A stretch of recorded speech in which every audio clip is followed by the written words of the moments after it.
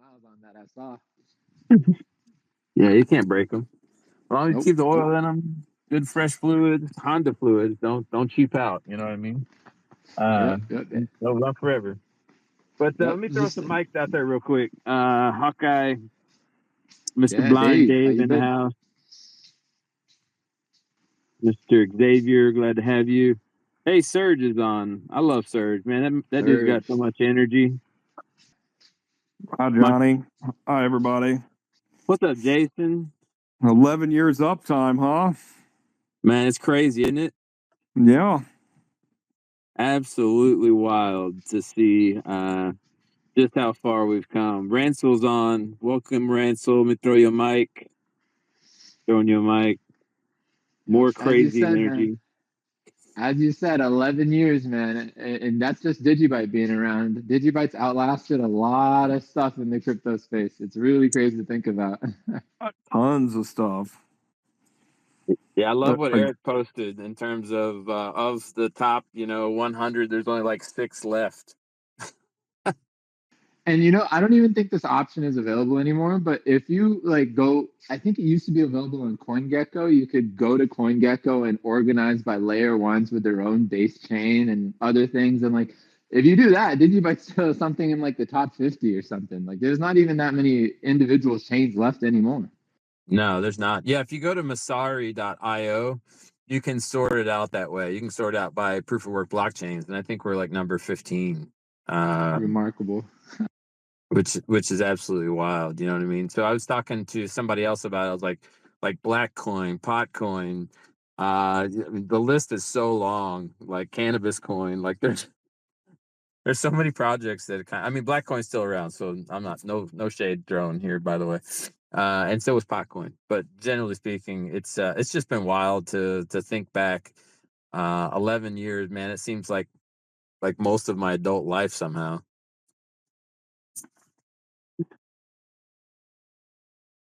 All right, I'm throwing some more speakers out there. Oh, look, Cam is on. How's it going, Cam? I'm gonna throw you a speaker. Well, it's also nice that like we're here and on our 11th anniversary, 8.22 gets pushed to finalization with Taproot Signal, ready to roll. And some fixes on the Dandelion side for the core wallet. All kinds of good stuff coming out with this release. I'm most excited about Taproot. I don't know about the rest of you guys. I have some concerns, obviously, but I'm hopeful that if those arise, we'll be able to address them rather quickly.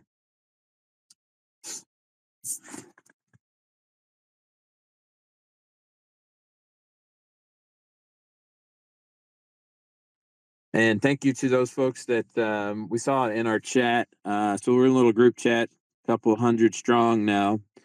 Just 31 days in and a couple hundred strong. Quite frankly, there's a lot more people that can be in this chat. But I think 200 is the max we can have in. So you saw me post a little bit about what I think it's going to take moving forward if we're going to do marketing like in a truly community-based way and provide like a little repository where all that information can be live in just a more accessible way than maybe we've done it before. But I just want to say thank you for all the energy, ideas, critical thought put into like how do we move forward as a community. But 31 days in, 200 or so folks in there, lots of energy. And I'm really hopeful that we can actually make some progress. And big shout out to Dave here, who took the first step really in execution, developing a little ad to throw up on YouTube. It's gotten a whole lot of views, and it's a pretty good interaction as well, some good engagement. So nicely done, Dave. Truly appreciate it. But we've seen some really good content come from other community members as well. So looking forward to what the next 2-3 months look like as we learn to prioritize execution and then go back and very methodically improve our approach and perhaps even contribute to a greater influence in the total market. Good stuff, man. All right, who else we got on? Throw your hands. Who can build an exchange? Like that's what we need. We just need somebody to make an exchange and just make it DigiByte only. You're not the first person to tell me that, Jason. In fact, I had somebody reach out and ask me that exact question and even offered a little bit of money to help. Um, at the moment, I was like, "No, that's crazy talk." But that was back when we were in the kind of previous administration and stance in which even running a node, might trigger, money transmitter status. So as we see a little more clarity here, we might start to see a rise in American exchanges, so to speak, if there's a little less regulatory pressure on all of that. So it's definitely crossed my mind, Jason. Yeah, that would be an amazing turn of events if it occurred. Well, for me too, like I think you guys know, I 100% want to be transparent in anything that I do. And as far as blockchain is concerned, like institutions should be, in my mind, 100% transparent too. So were I to even think about starting something like that, doing it in the most transparent way possible, which would be very different from the business models that we're currently seeing. So literally post Well, margins. proof of reserves, things like that. Yep. Yeah. Well, companies are doing it now. There are a few. Yeah, there are retail companies that do it right now that actually post their margins, their costs, their expense, I mean, everything, overhead, and then they're telling you we're making 3 or 4%, that we're not making a whole lot, you know what I mean? But they are being very transparent with how they spend their corporate treasury. There's CEOs that do exactly that for their employees. And I think it's brilliant, and I think that's kind of where we're headed Yeah, as a I society. think we should make that go viral. That should become the new standard practice. Yeah, I think. I'm here for it, brother. So I just want to bring it back to what you're talking about that grassroots marketing, and I do want to say shout out to Dave for putting out those YouTube bumper ads, as they call. And I also wanted to shout out Mikal, who's on the DigiByte community group chat here on X, and he has an ambitious proposal, but it's nice to see the energy. And I wanted to take Donnie on how we could kind of have like in a decentralized space like the DigiByte community, how we could have like better operations or like better decentralized operations so we can get good content and plan it out and get it distributed across different platforms, because I think that's always going to be the biggest challenge when it's all volunteer and all open source. Well, I think one of the biggest challenges, Archie, is like who do you go to, right? Who's the specialist in TikTok, or who really has the energy for meta and has an idea and a vision for meta, that somebody could go and find, right? And so where is that sort of central platform that's housing that information? Because even in the community chat, like there's 200 of us, and generally speaking, I probably know 2/3 to 3/4 fairly well in terms of like what their interests are, but I don't know them all that well. They're just people I've run into over the years, observing, right, and bringing them together in the hopes that we can kind of um, transform into something, to your point, a little bit more organized, and a little bit more targeted in our approach. So my thought and intention was to actually do exactly that, like have a sign up form, post them on the website, if not by their real names, obviously by their Twitter handles or by their Telegram contacts, kind of like what we did with uh, the critical infrastructure team, right? So there's all of that is public out there in terms of who's on that team and what our contacts are. We shared what we were comfortable with sharing, but do the same for the marketing side of the equation. That way, if you're new to DigiByte and you have an idea in terms of something that you want to see happen on Instagram, if there's not somebody working on it, you can currently see who presently, like, so Crypty, we know, has the Instagram logons, right? So how do we reach out and actually start to bridge the gap and maybe start to make some progress in that space, and then capture who's working on what at any given time so that we can all see kind of what that looks like. I think Yeah. that's a great way to look at it, especially when it's decentralized. And as you say, it's also a revolving door. DigiByte is something that a lot of people come and pick up, put down for a little while. They might leave for a little bit, come back a few years or a few months later. So I mean, it's a natural. lot of moving parts to this. Yeah, it's natural. So, and that's why I dropped it initially on the website. So I have our little community page there, and I'll build that out. So I put the kind of step one, act 1, act 2 on there right now, just so that folks can easily reference it.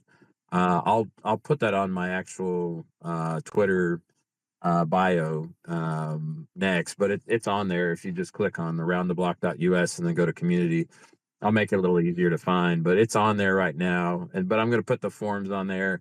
I think eventually I'll put the wallet on there once we figure out like how to do the multi-sig and all that sort of stuff for the treasury fund, and then some sort of voting mechanism, which we'll have to kind of build out too. So there's a lot to do to actually build it in a decentralized way that's trustless, that is completely transparent. But I think it's the right way to do it, and I'm ready for it. Can I say something? Yeah, brother.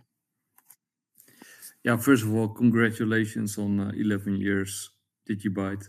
That's a milestone, and you know me, I love DigiByte. We love you. And thank you. Yeah, we have been trying to promote it as best as we can. And we also promote a lot of other stuff on Bitcoin Live.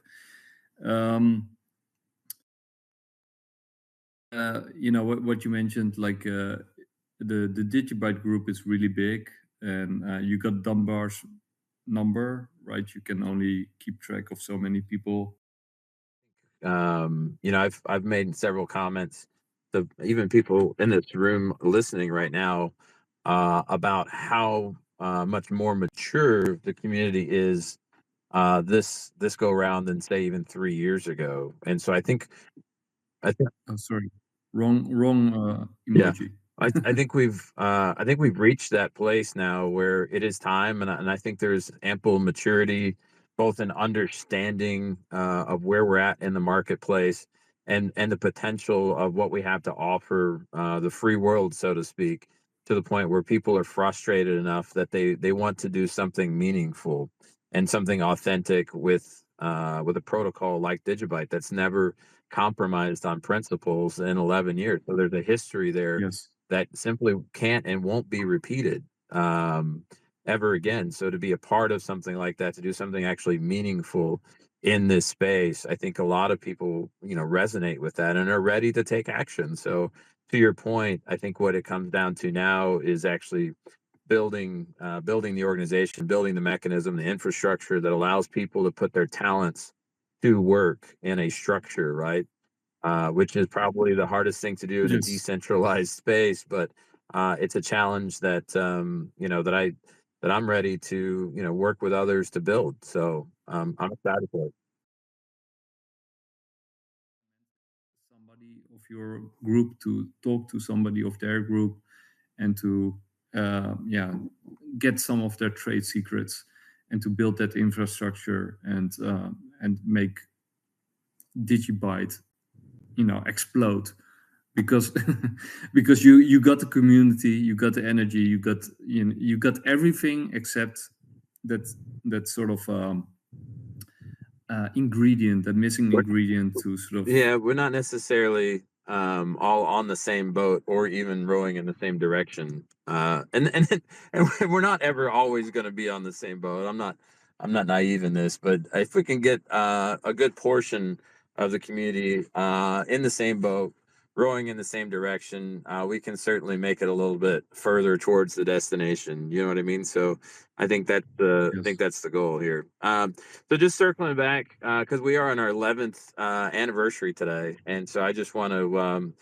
give everybody the opportunity maybe to share a memory, share something along the way that brought them to DigiByte, some person. I know Dave has probably brought more people than I ever will to DigiByte through his YouTube video is kind of a legend, and not a legend in the making, but a legend that's been here and with us for a very long time. But I'm sure many of you guys got stories, so I want to give a little bit of time here to give you ample, space to do so.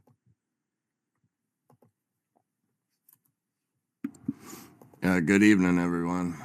This is Blind Dave for Hawkeye as my backup account. Forgive me, my glucose is a little low. I've ordered DoorDash. I'm not firing on all cylinders at the moment, but yeah, as far as the 2 ads that I've got out there playing on YouTube right now for DigiByte, it's currently at 288 clicks. So whenever they watch it, it takes them directly to digibyte.org.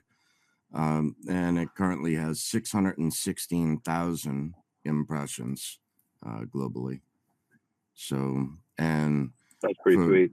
For what you said, yeah, for me, I got into DigiByte early 2017, and it was due to one of Cliff High's reports back then.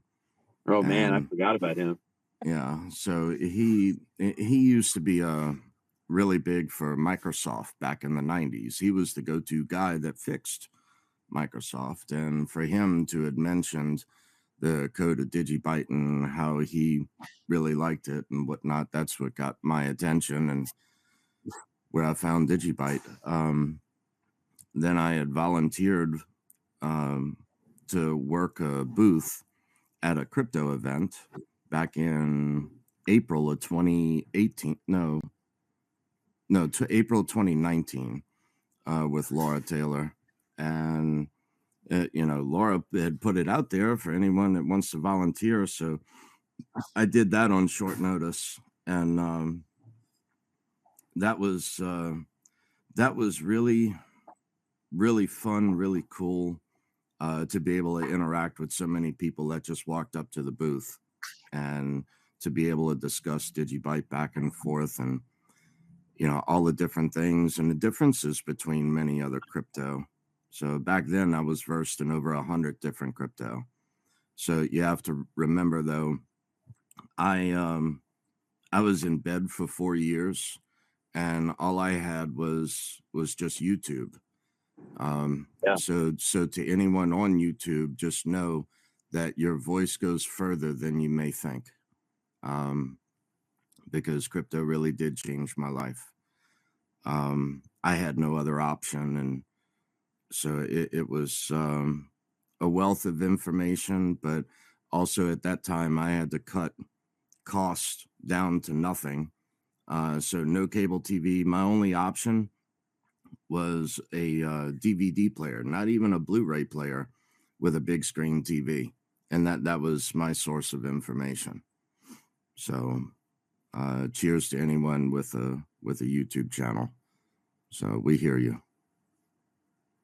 I love that story. And Dave, I guess that's why you kind of gave back to the YouTube community with giving of your own time and thoughts to the space through, at this point, over 100, unique videos in which you cover different aspects with different people. And I really love that you're always talking through it from so many different perspectives too, and not just staying, in the DigiByte silos, so to speak, but actually connecting with people, all kinds of protocols. So kudos to you, man.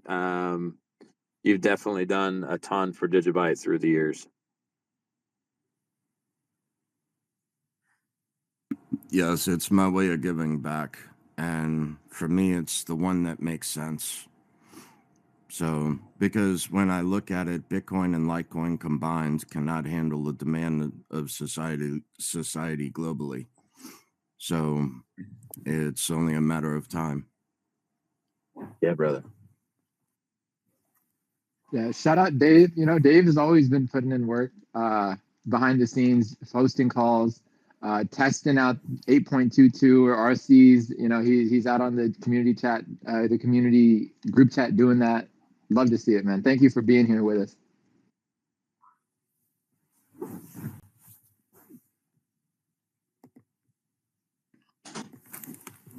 I see Yo, guys. Jose. Hey, Jose, welcome. How did the UTXO Alliance talk go? Yeah, how's it going, everybody? Well, I mean, it went. um, I think that the information was conveyed, but personally, I think that it probably could have been better. I had recorded myself on Monday. I did like a practice run, recorded it, and I shared it, and I got a little bit of feedback, and it's like, "Hey, try this," and I did. I tried, but the overall presentation was, there was a lot of information in there, and I don't think that I could have explained it all off, the top of my head. So, I think when they release the video, it's going to sound like I read it right off the teleprompter, which I did. But I tried to, you know, I try to convey it so that I guess I put it out there in a way that I guess like a non-technical person might, understand some of the stuff. So maybe for like an audience of of someone that's like beginning crypto or like at least one cycle and maybe have not heard of some of these concepts, but that's how it went. I mean, it's done, and I think that the UTXO Alliance members there were supportive, and they could see what the aim was, and sharing the information. I still think that some of the other members are kind of looking more of like building, but as of right now, it's like more research and education. But yeah, that's how it went, and happy Genesis Block Day to everybody here. Oh yeah, pop the champagne. Hey, well, Jose, I'm sure you did fantastic, and you're being harder on yourself than need be. So truly appreciate the efforts you put into the education aspect and the sheer commitment of time and continually upgrading your skill set to communicate. What makes DigiByte unique. So thank you, brother. I will Yeah, I and will add one thank you last all thing. guys too for everything what you're doing for DigiByte. Thank you for hosting this. Sorry to interrupting you. Thank you too. Thank you to everybody in DigiByte community for everything. Yes, DigiByte is great. Happy birthday to DigiByte. Yeah, I happy wish you birthday. all guys a lot of wealth, a lot of health, everything good, and greetings from Germany. I have one more Greetings, note.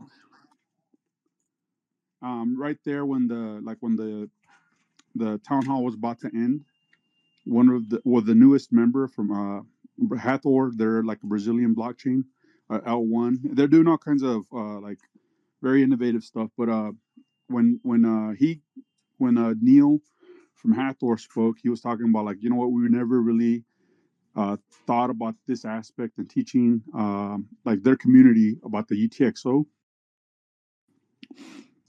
So I really do want to say that, and that when I was talking with Laura when we first started kind of like figuring this out, um, I said like this, hopefully this can set the example, and that other members kind of see what we're doing, because so far all we've been working on is a handbook, the UTXO handbook, and it's about all the different chains that are a part of the UTXO Alliance. And so I got some feedback, and I'm not going to try to take up all the time talking about this, but I did get some feedback, and there will be improvements. I'll share it on posts and anywhere that I can. But I just wanted to add the last thing, that hopefully, like what there was an impact, and that somebody else is like, hey, we can do the same thing. And if they take parts of the presentation that I did, or build on top of it, or just use whatever they need for their own purposes. And that's it. Thank you, guys. Yeah, I mean that's exactly what we're doing. We talked about it at the start here, is we're passing the baton always, right? So we're always building on the work that was done before us, right? And so that's the nature of decentralization, and you guys have definitely been putting in the work, and ultimately I know it's helping a lot of people, if not in this moment, 2, 3, 6, 2 years from now. You never know, right? So I truly appreciate it, man. Heck yeah, I appreciate all you guys too. Dang, there's so much to say, but I just want to show my appreciation, and show some love, and say I'm so grateful for community because I learned so much from you guys this whole time that I got a chance to tap in, and like from YouTube, like some of the guys that I started watching right here, on YouTube, to Twitter, to just technical chats on the side. It's so awesome having you guys in my life, and um, it's great to know that you guys are here to stay, for real. Gonzo, man, like the cool thing for me, I kind of get to feel like I experienced you growing up a little bit, and like, and I hate to sound, and this sounds corny as hell, but like you're like family to me, brother. And I've seen um I've seen that energy get more and more focused and become introspective and really begin to work on yourself and then put that to use in service of your community. And it's just really cool to watch, man. So love you, brother. Thank you, bro. Love you guys too. And this all started, I remember my first time I heard about DigiByte was in the Clubhouse chats when Master was doing Clubhouses. And I forget the other dude's name. Oh, Archie was doing Clubhouses at that time. And I was even at one time uh, doing a message on Twitter for, what was his name? From Celsius. I forget. This guy from Celsius. I was trying to get DigiByte, proof of stake or staked on. Mashinsky. Yeah, Mashinsky, Alex. And man, I've learned so much. I've come such a long way thanks to you guys. For real, I love you guys. Hey, fun fact about Gonzo. Gonzo is the individual that originally connected us all with Bitcoin Live. So Gonzo was the go-between. He found the Bitcoin Live family, and basically was like, "Hey, you guys need to connect. You guys need to connect," and made it happen. And we've been family since, right? So we've been posting, done several chats. They've hosted several people from the DigiByte community on different podcasts. Gonzo was the person who brought that relationship into being. So shout out Gonzo. And the Hey, first music. shout out Gonzo for real. That's just it's crazy you bring up the Clubhouse chats. That it was a crazy time, and I think I just want to put it out there, like, shout out to everyone that's out here, because we don't force or pay anyone to be here. It really is everyone choosing to be here on their own volition, and I just think there's something awesome with that. So it really is the DigiByte fam. Just want to put that out there. No doubt, man. That part's crazy though, right? I've run a lot of volunteer events, and like every year I probably host at least 6 different larger volunteer events. And sometimes it's pulling teeth dependent upon like what the event is, right? How hard the work is and what kind of immediate payback you get in terms of like who you're doing it for and that sort of thing. And so to think about all the hours that is committed by all of the people that I know that are working on it without any sort of compensation or even really like a feel good in the moment payoff, like the payoff might be like for your children. It may not necessarily be something that you're ever gonna get to experience in your life, other than you're continually increasing your own skill set, which to me is probably the most interesting piece. But it's just really cool. To your point, Archie, it's amazing. I'm humbled by it, without a doubt, every day.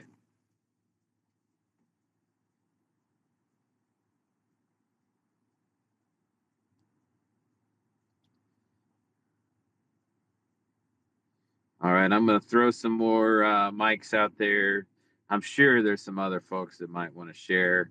Can't stay open for too much longer here. I do have another space scheduled for tomorrow morning. That's when I was fully intending to have a space. I just didn't want to go the entire day without being able to jump on somebody's space. So I just thought I'd open the room for a minute here.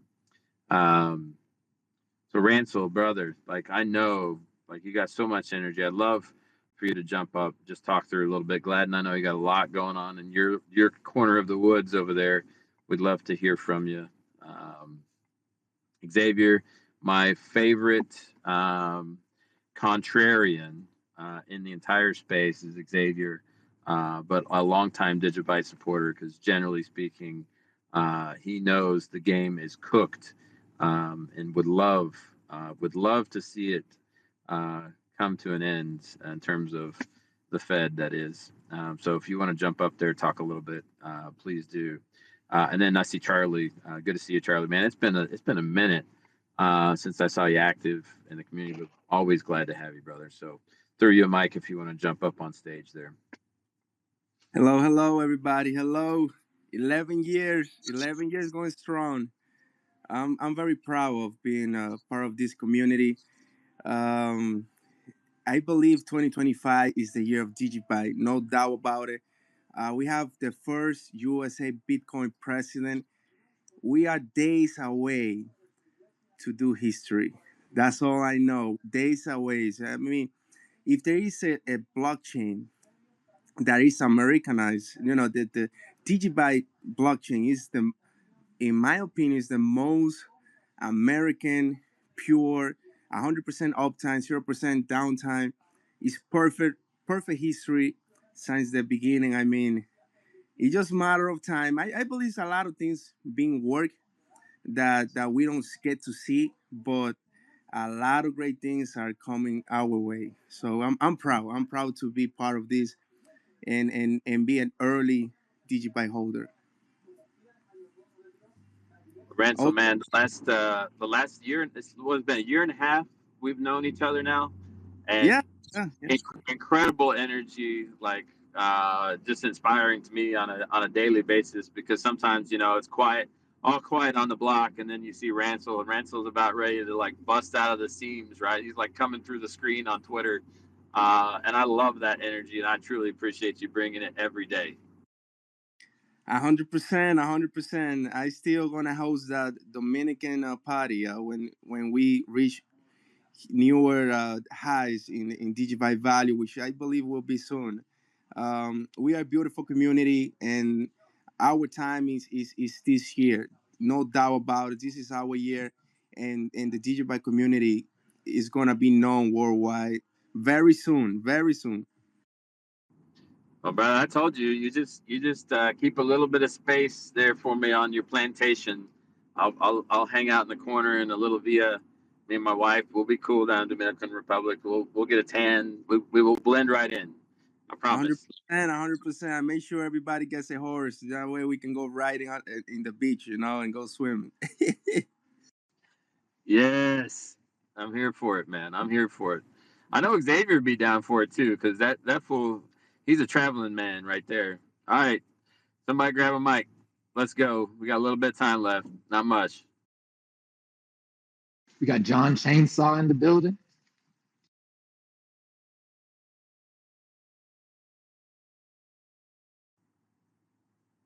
Mr. Chainsaw. Texas Massacre himself. Let's go. I don't even see him on here though, so I gave you a co-host though, right? Yeah, You can I people sent up. him. I sent him a mic. I'm also sending Charlie from the Litecoin fam a mic as well. If he wants to come up here. Anyone else? Let me know. Kendall, Parker, anyone?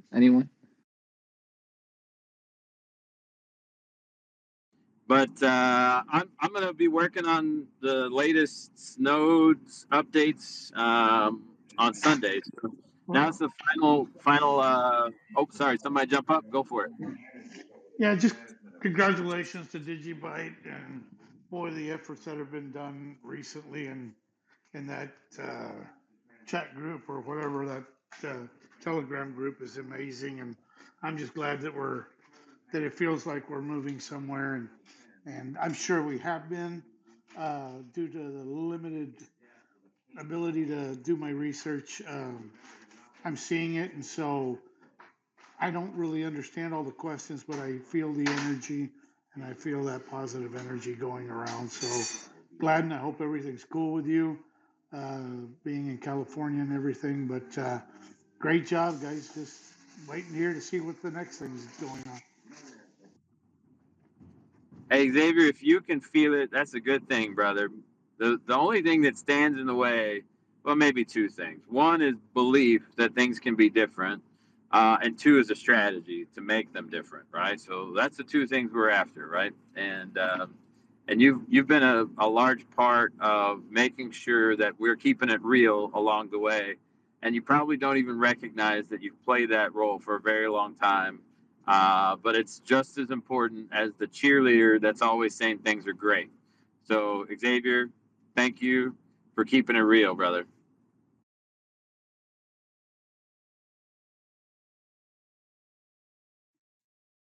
What's up, crypto community? DigiByte crypto community. What's happening? Mr. Charlie, welcome to the room, brother. Thank you. It was pretty cool to help Jared Tate today with his website. Had to take a couple of screenshots for the map that wasn't working, and he had it running in less than 20 minutes. You know, I was thinking about it though. I was like, that was pretty cool. It happened on the 11th birthday. DigiByte. And well, besides that, always love DigiByte. That post that Blind Dave made about helping Venezuela, that was pretty friggin' awesome. I think that was the most awesome thing that happened in crypto, period. Besides Bitcoin coming out and all that shit, shit like that. But like that was like the most awesome friggin' act of any crypto community that I could remember. Besides like maybe the country going on the Bitcoin standard, making it legal tender. That was fucking huge, man. That was so huge.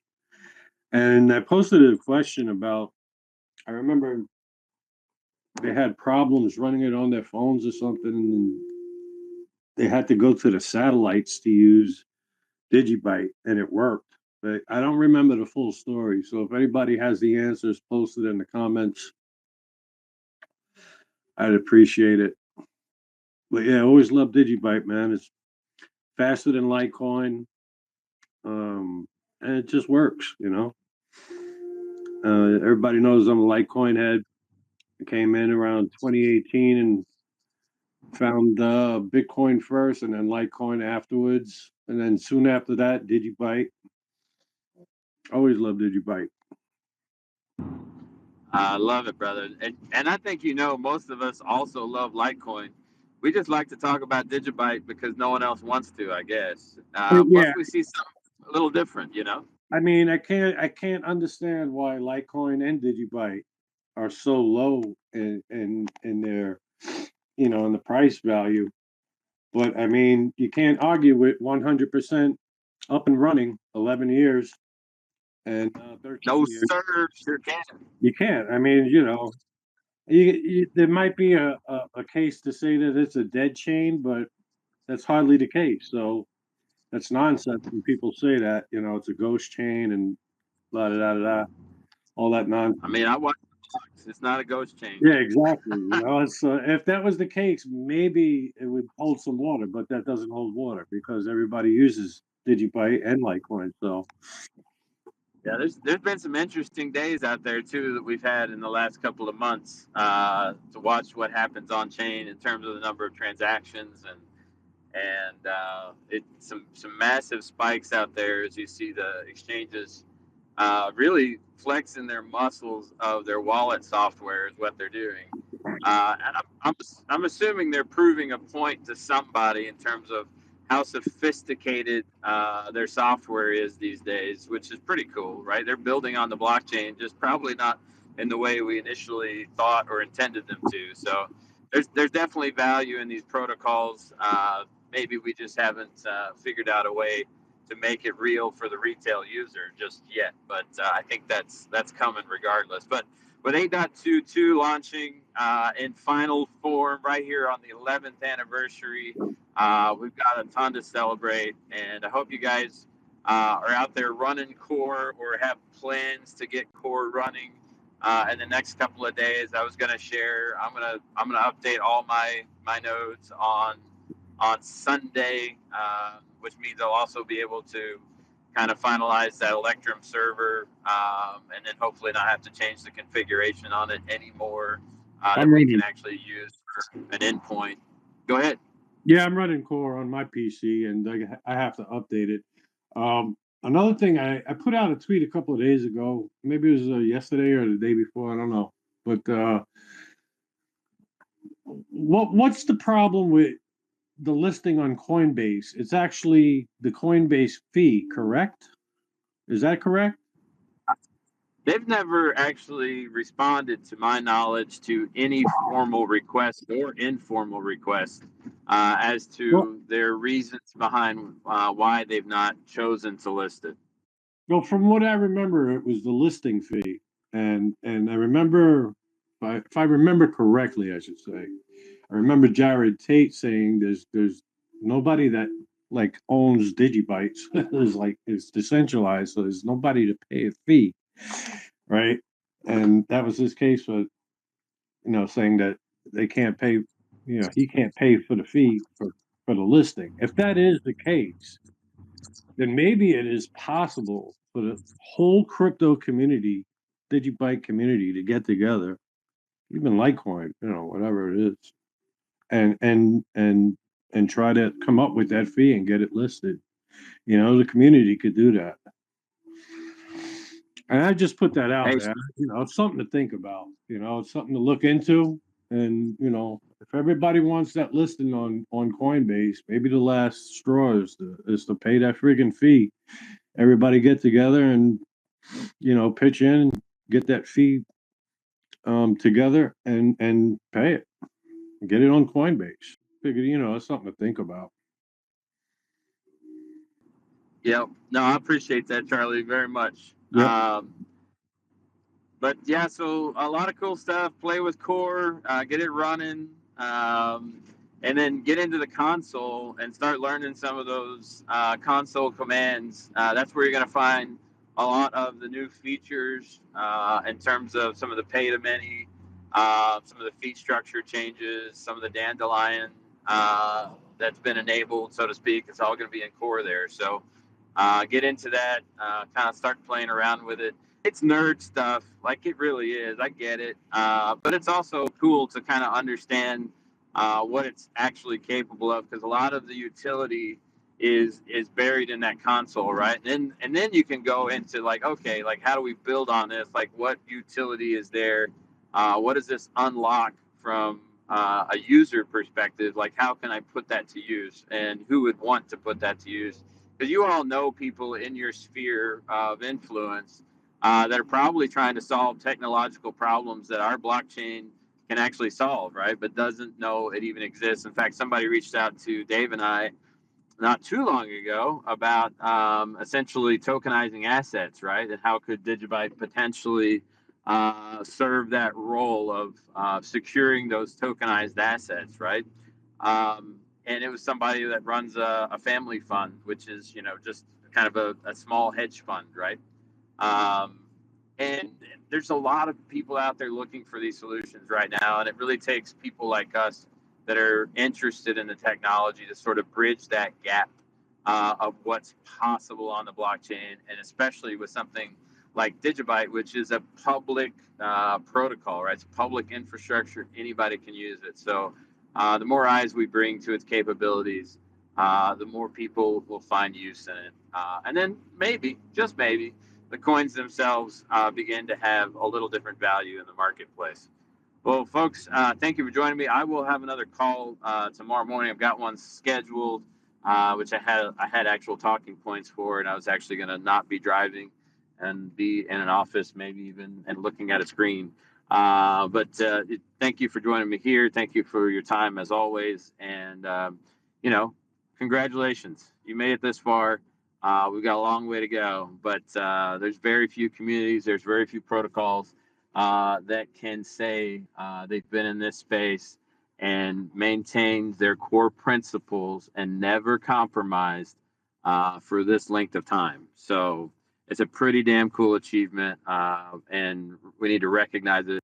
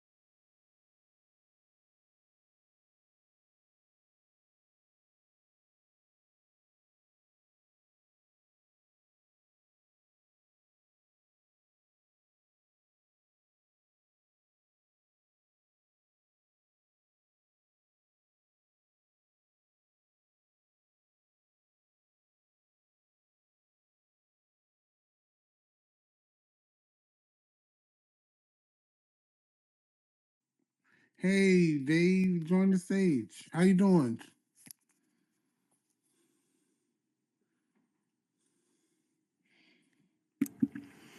Hey, what's good, Master?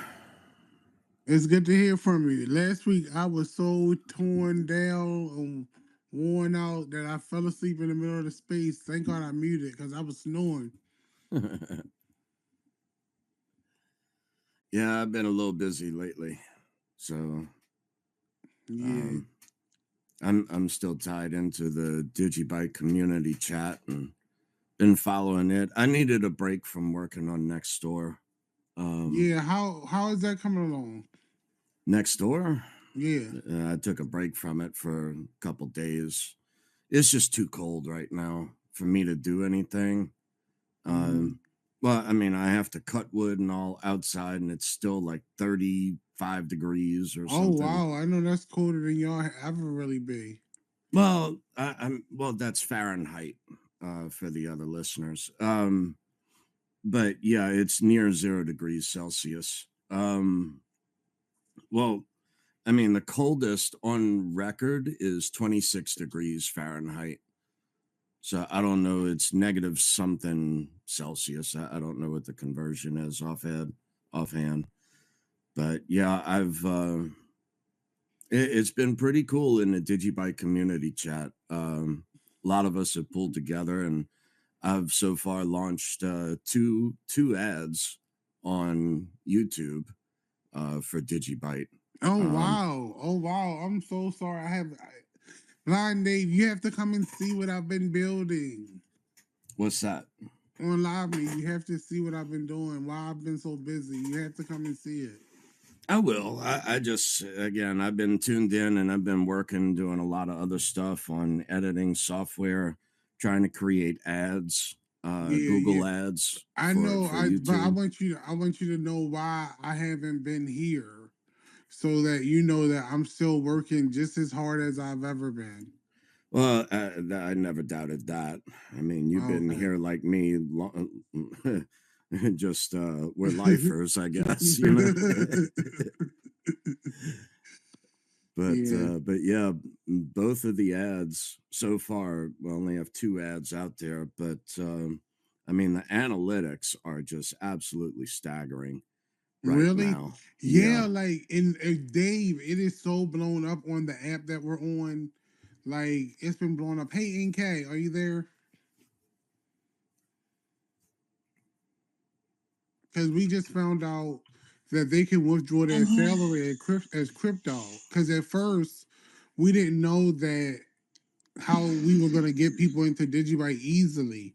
But now we can get them into DigiByte easily because they can withdraw their salary as USDT and convert some of it to DigiByte and send some of the rest to their bank account. So I think now we have a tool to get people into DigiByte quicker than ever before. Cool. In Nigeria. Because like the only way to get into DigiByte in Nigeria is to do peer-to-peer. Well, here you don't have to do peer-to-peer to buy on USDT. You're just selling USDT. And that's a different position to be in. Because it might be more favorable to sell USDT than to buy. I don't know. I just know that this is just made me excited because everybody on the app, you know, they get paid as they're paid broadcasters. So they get a monthly salary. And so they can withdraw that salary now through USDT. And now that all of them know about DigiByte, they can, you know, buy a little bit of DigiByte. And, you know, I told them to be responsible with it, to not, you know, be reckless and spend all of their money, but invest just a small portion of their salary because I think the exponential growth of DigiByte is going to be staggering, and a little is going to go far with DigiByte. Right now, the ad is broadcast, and both ads are broadcasting globally, but the last one has more attention out of Africa. It's the northeastern tip of Africa that's really in tune. I don't know what state of Africa Is that continent Nigeria? that is. Is that Nigeria, NK? But it's the most north. Hey, Ika Rose, and we have some Kensington. Come on the stage. It's broadcasting in your area. What you say? Nigeria is Western. Right, it is Western. So this is probably like Egypt. But that you know, a lot of people in the Middle East know about DigiByte, especially in the United Emirates. And they see the value. See, the thing is, people who believe in liberty and freedom with their finances, like being able to be financially free, really see an opportunity in DigiByte. And in certain countries, some people live a certain lifestyle. Like the United Emirates, they live a very prosperous lifestyle. And they see value in DigiByte, which I see the value in DigiByte without the value. Yo, Dave, did you see that post somebody put that DigiByte is one of 6 cryptocurrencies that was ranked in the top 500 since 2014? Only of the 6, it was Dash, DigiByte, Bitcoin, XRP, and Doge, and Litecoin. But all the coins besides DigiByte have appreciated in value. All of them besides DigiByte has appreciated in value. But it's only been 6 cryptocurrencies in the top 500 since 2014, and DigiByte was one of them. I'm like, that statistic just lets you know that DigiByte is suppressed. Like, it just lets you know that. Well, I've had that suspicion previously, like by using hashtags and that sort of stuff with DigiByte and even on different videos. But if I just don't include the hashtag, it's like it gets a lot more attention. So I don't know if there's any suppression, but I suspect it as far as like on YouTube and X and that sort of stuff. And it wouldn't surprise me. I wouldn't put it past any Bitcoin supremacist to have coded A that. vendetta, yeah, some vendetta against us. I mean, graduate to technology then. Like, no, I mean, it's because you got money that you have power. Like, and that's sick. Like, but that's why we have to build from the ground up. And like I was telling my students today, there's yin yang. You know, the price being down could be looked at as a negative thing, or it could be looked at as a positive thing. You know, and I think the price going down right now is a positive thing, especially for people in countries like Nigeria where their income is not as high as some other countries. You know, when you're living off of, you know, a couple $100 a month or less, um, DigiByte is the alternative for you to be able to invest. And I think, regardless of how much money you make, you must invest some of it, something, because in a world where people depend on their governments when they become disabled, it's not like that's not possible in Nigeria. And in the United States, when you become dependent on the government, the what they pay you is very little compared to the lifestyle you would probably want to live, especially if you need additional assistance as you have your disability. And Yeah, I say this so much because I work in disability, and I see young people every day becoming disabled and not being prepared for it at all. And absolutely. That's exactly where I was because I was earning a little over $85,000 annually. mhm, And then on disability at that time, I then had to drop down to it was like $1,100 a month. So it sucks. It sucks. yeah, so it's better to invest and prepare yourself because, and even when you apply for government benefits, it takes so long, especially if you are arguing a disability that can't be listed or is not listed. So that doesn't meet a listing. I mean, that doesn't meet a listing. So, hey, Bitcoin Live, how are you? Doing good. Can you It's hear good me? to see you on. Yeah, I can hear you. It's good to see you on. Yeah, thank you. It's been a while. Ups and downs, been busy, also celebrating the holidays, but was checking in also because of DigiByte's upcoming birthday, of course. Yes. And I agree with you, right? The price, like Johnny Law always says, like price is manipulation. And you know, something is worth what people are willing to give for it. And I think, DigiByte will shine as the repression increases, right? So as suppression increases, something like DigiByte becomes more valuable, like Monero, all these other coins, you can easily transact with it. And then people are willing to part with their dollars or their euros or whatever it is that they're using.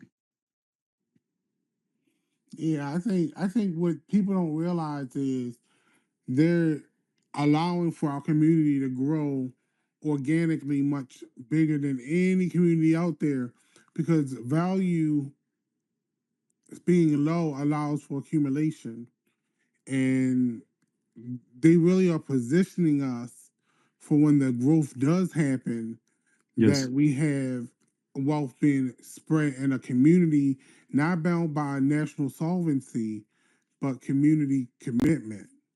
Yeah. And And one thing I was talking to my students about today is, you know, just like you pledge allegiance to your country, you pledge allegiance to DigiByte because it is your currency, it is your life, it is everything. It is how you move your wealth and store your wealth. Your wealth is your self-sovereignty. Like that is who you are.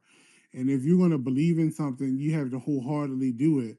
And that means that you commit to spreading awareness, you commit to learning so that you feel resilient about your technology and commit to trying to contribute to the community in some kind of way. Um, because we are a community. And that major part right there is there's going to be sub communities and communities, but we have the overall community, and you must get to know everybody in the community. I'm telling you, this community is beautiful.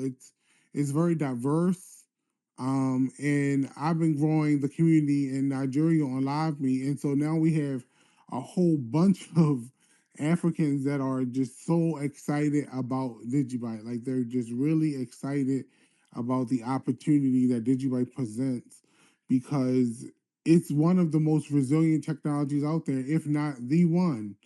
And like Groke said, there was only 6 cryptocurrencies ranked in the top 500 since 2014, and DigiByte was one of them. And of all 6 of those cryptocurrencies that it ranked, DigiByte was one of them. And all of the other cryptocurrencies that was ranked had already blown up in price. It had Dash, it had Doge, it had Bitcoin, Litecoin, and XRP, and all of those seen exponential growth in their market capitalization.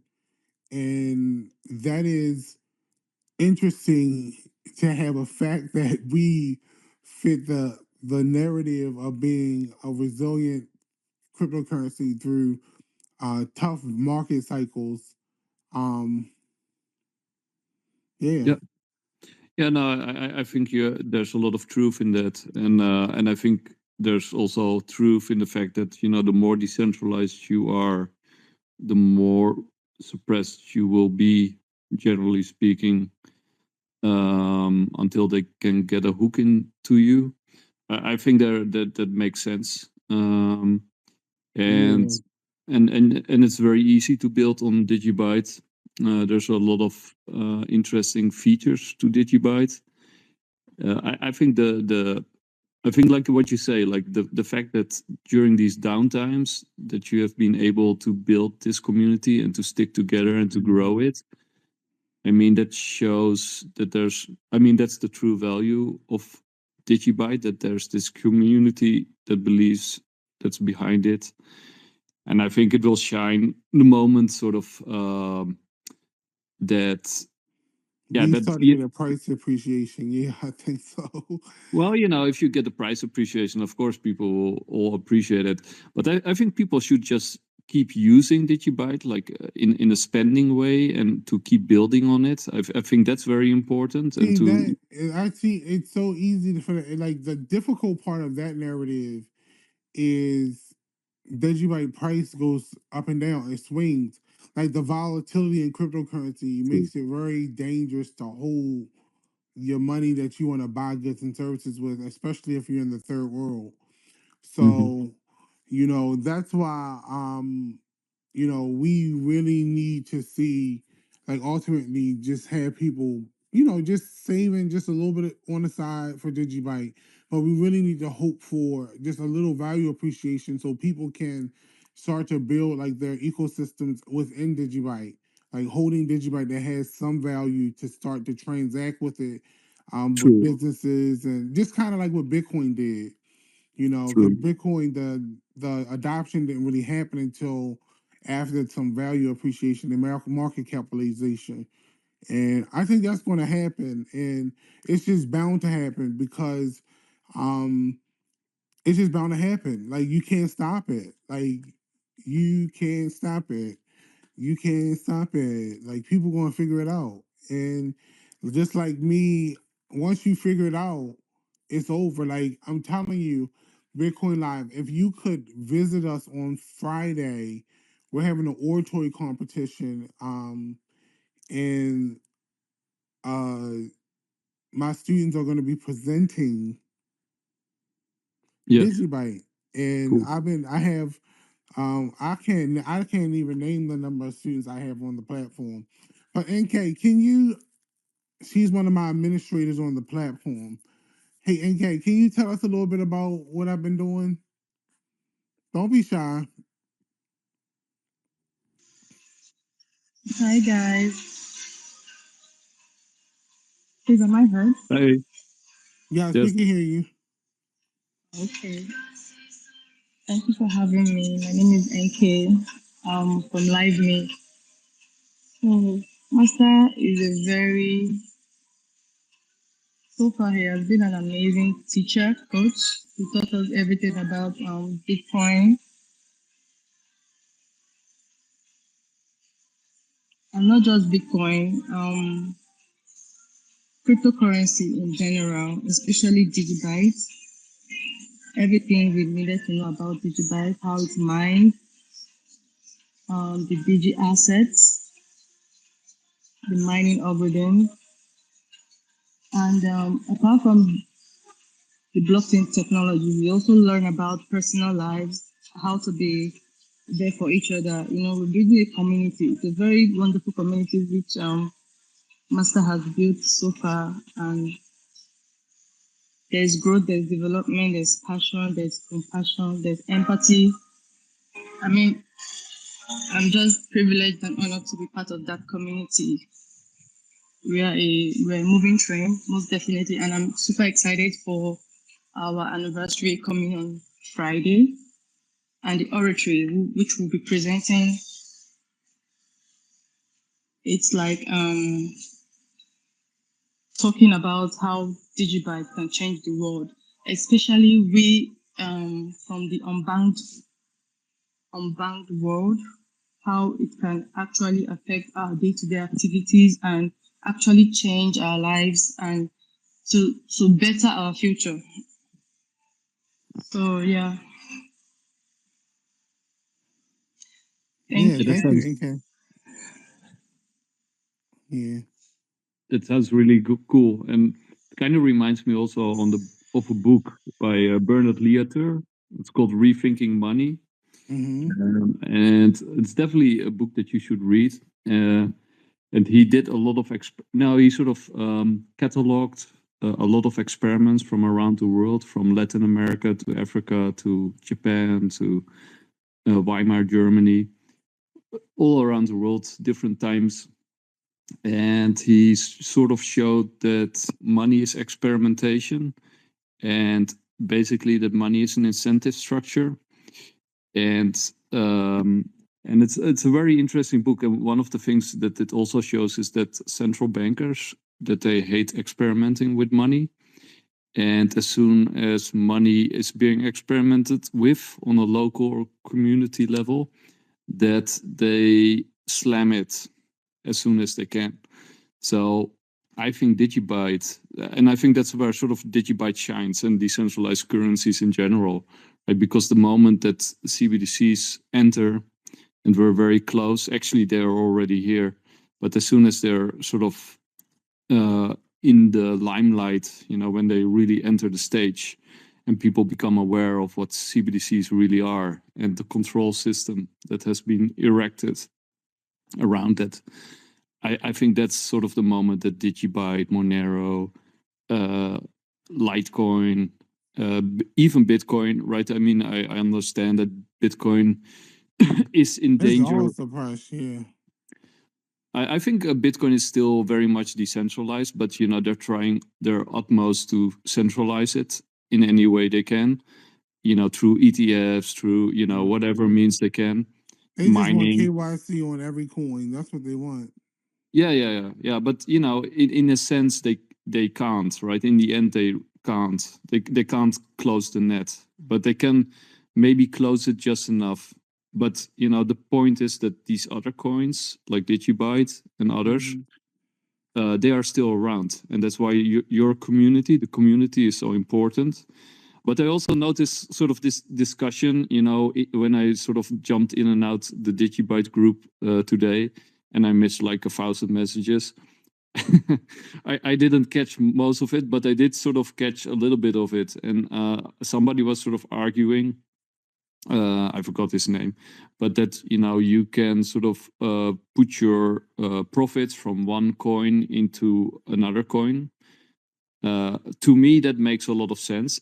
I did see that some people disagreed, but I think, like, to come back to your earlier point, like, that the money will come into DigiByte. I think at some point that will be the case, and I think DigiByte also had some runs in the past. I remember one time that it went up a lot, and that some people didn't like that because it was becoming too much a speculative project because of the price rise or the price increase. But I think basically what you want is that some people from other projects, be it Litecoin or Bitcoin or whatever coin, doesn't really matter, that they reinvest their money in DigiByte, right? And vice versa. Right. Right. That's what you want. Right. And it should be like, it's kind of like people tithe. You know how you tithe to your church? I think you tithe to the blockchain. Like, you're a part of the community. This is your money. This is what you believe your money is. So you need to support the community, the ecosystem, and contribute monthly to monthly, weekly, dollar cost average. That's a part of being a part of the community. And there's your blood, sweat, and tears that you have to put in. And like, it's days that I went without because I didn't want to sell my DigiByte. Like, and that's how passionate I am about not selling my DigiByte. Like, I just see so much value in it. And I just feel like, as a community member, I need to help make that value come. And not just value with the US dollar or any other fiat, but community value, those values that are non-currencies, like, those currencies that are non-money. I mean, love, attention, appreciation, empathy. Well, that's kind of interesting that you said it, because the book that I mentioned earlier, Rethinking Money, basically what he also shows is like the problem with GDP. Like, GDP sort of it misses a lot of very important things that it doesn't take into account. And it takes into account a lot of things that you actually don't want to take into account. So, for example, what GDP doesn't measure is like if you have like a classical divide, but it doesn't really matter. Like, if, for example, if the man does the household or the woman does the household, it doesn't really matter. But the person who does the household, it's not included in GDP. The person who cuts the hedges, or who keeps the neighborhood safe, keeps all these kind of things, they're not taken into account in GDP. But something that is taken into account in GDP is like the mental health care, right? So the sicker a society is, the higher the GDP level, the better the economy, right? So you know correlations, okay. Yeah, so GDP is a metric, but is it a good metric, right? Does it actually measure the health of a society, or should you even care about GDP, or should you care about somebody doing the household, somebody taking care of the kids, somebody taking care of the neighborhood, like what you say, like the community. The community is the center. The community is the heart. So the community is the value. Experience is GDP really talking about the experience of your citizens in your country. Nope. Is it favorable because the GDP is high? Yeah, no, it doesn't. It doesn't. So, for example, in Bhutan, which actually stocking a lot of Bitcoin and Ethereum and a lot of other cryptos, which I love, because it's really cool that Bhutan is, I think, the 4th largest holder of Bitcoin in the world. I think they have more than El Salvador at this moment. and they're basically one of the most poor countries in the world, but they do have a happiness index. So instead of a GDP index, a GDP, they have a happiness index. And it's a beautiful country. It has a lot of natural resources. And we actually interviewed some people from Bhutan like 4 years ago. Green Miner NFT, I think they were called. And I remember in that interview that I actually told them, like, you can mine Bitcoin with those waterfalls. With those natural resources, you can sort of, it's like a no-brainer. And they did. that's super cool. Yeah, because El Salvador is doing the thermal electricity for Bitcoin mining. Yeah, So, yeah, these countries are being innovative on how they generate these new Bitcoin. And when you can take a natural resource that was automatically producing heat, you're just, And the stupid thing, right? Take for example Europe. I'm European, Mhm. and look, Europe it's going downhill, right? I mean, Germany is the engine of Europe, and it's sort of dying. And if that happens, and that has to, there's different reasons why that happens. But anyway, if Germany goes downhill, we all go downhill, because there's nothing, else keeping the European Union together except for the German But you know economy. what? But you know what's great about the German economy or the DigiByte community overall is Germany is just either sometimes the first country with it has more nodes than any other country. True. Yeah, true. But the education in Europe is also going downhill on many metrics. But we're still okay. We're still okay. But my point is, like, there's one area that Europe invested all its effort, all its energy, all its money in, and that is green energy transition. So, and that's costing Europe a lot of money, because they are subsidizing all those windmills and all those, basically solar panels, you name it, all those things. Is that because of that climate 2045, 2050 something? Yeah, they want to be the good kid in the class and hit all the climate accords. What they need to be focusing on is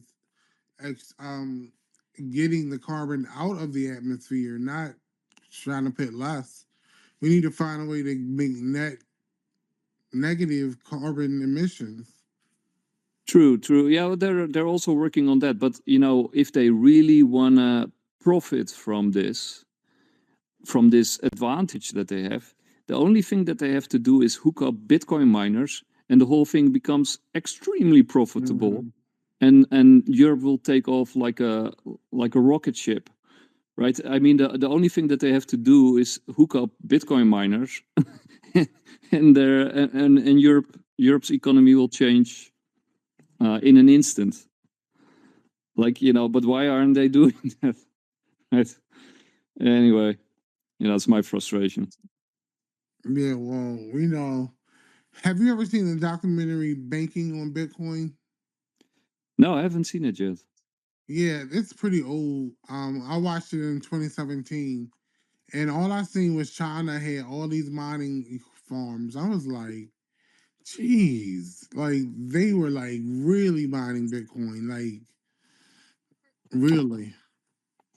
Yeah, China, of course. I think yesterday I saw an article, or somebody shared something, that China probably already has a strategic Bitcoin reserve, an implicit, or something that they haven't officially said yet. But obviously they are mining Bitcoin, and all the miners that are mining Bitcoin in China can only do that because the state allows them to operate. And I can't imagine that the state says, "Oh, you can keep all your Bitcoin," right? So, right.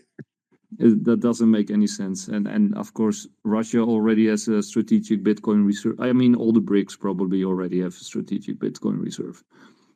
They're front running. This is crazy. This strategic Bitcoin reserve, because that's all Bitcoin is good for, is being reserved. It's Excuse me. Yeah, but and that's my point, right? With DigiByte and crypto in general, and Douglas 3D changes perspectives. He does a show on Bitcoin Live, and he always makes the point that the cryptocurrencies are there to spend, right? In order to create an economy, a working economy, and basically by creating a working economy, you create wealth and you create demand. Is to spend it, right? But that's also the most difficult thing because you want to hold it. And that's sort of like a dilemma, of course, because the more you spend it, the more valuable it gets, but then the less you have. That's kind of. It would be so nice that if we were at the point where DigiByte actually just showed the improvement based on its not decentralized, but deflationary nature. You know what I mean? Like if you look at the chart, if the price really kind of like match that, that would be so cool because like it would show people that the price will automatic is naturally will go up. But because the speculative nature of cryptocurrencies, it's kind of like destroy that kind of metric.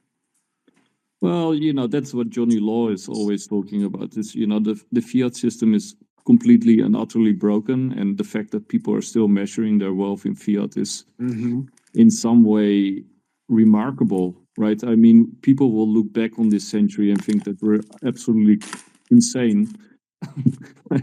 That people were measuring their wealth in fiat. Well, Bitcoin was around and other cryptocurrencies. But yeah, people are, these habits die hard. And like we earlier said, GDP is measured in fiat. It's not measured in Bitcoin. You have to pay your bills in fiat money. Yep. Right. So the state is forcing us to use fiat money in order to do what we do. Yeah. So, but that will change. I mean, it is already changing in America. It's changing in El Salvador. It's changing in Bhutan. I heard it might also be changing in African countries. That some African countries actually are thinking about adopting something of a Bitcoin standard. But I also understand that they are very fearful of the repercussions if they do, by the IMF in America and stuff. So they won't. It's time for everybody to get off the titty of everything. Like it's time for everybody to stop being scared of the titty. Like just come off the titty, which is any government assistance, and just start to build on your own. That's period. That's countries, that's individuals, that's everything. We have a problem in this world where people want to be taken care of and they don't want to produce. Yep. Yeah. The people are, and that's basically what fiat does, right? It creates dependencies. I mean, that's the whole point of fiat, to create as many dependencies as is possible, because the more because fiat centralizes, it centralizes everything it touches, and centralization, if you want to use a different word for centralization, is dependency, right? So basically, what fiat does, it creates dependencies on an ever increasing rate, in an ever increasing rate. And that's very difficult for people once they are dependent to become independent again. That's the hardest thing there is. That's why I like conservatism, because it challenges the idea of that you can't be your own individual. Like you can pick yourself up by your own bootstraps and find opportunities like DigiByte and believe in them. Just like anybody finds a economic opportunity, you can do it. And always be looking for that kind of opportunity. Even if you are the government dependent, always still be looking for something to rehabilitate yourself out of your circumstances. And that's why I like conservatism, because it reminds you that, and when you live in a country where it gives you an opportunity to become wealthy, you should take it.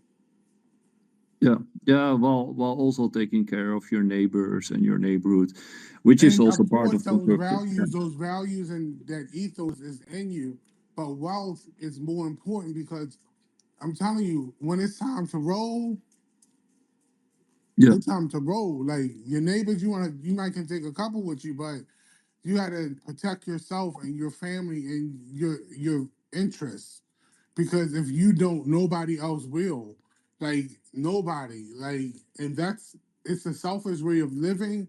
But that's why we have this community, because now we have a community, and this whole community is our family.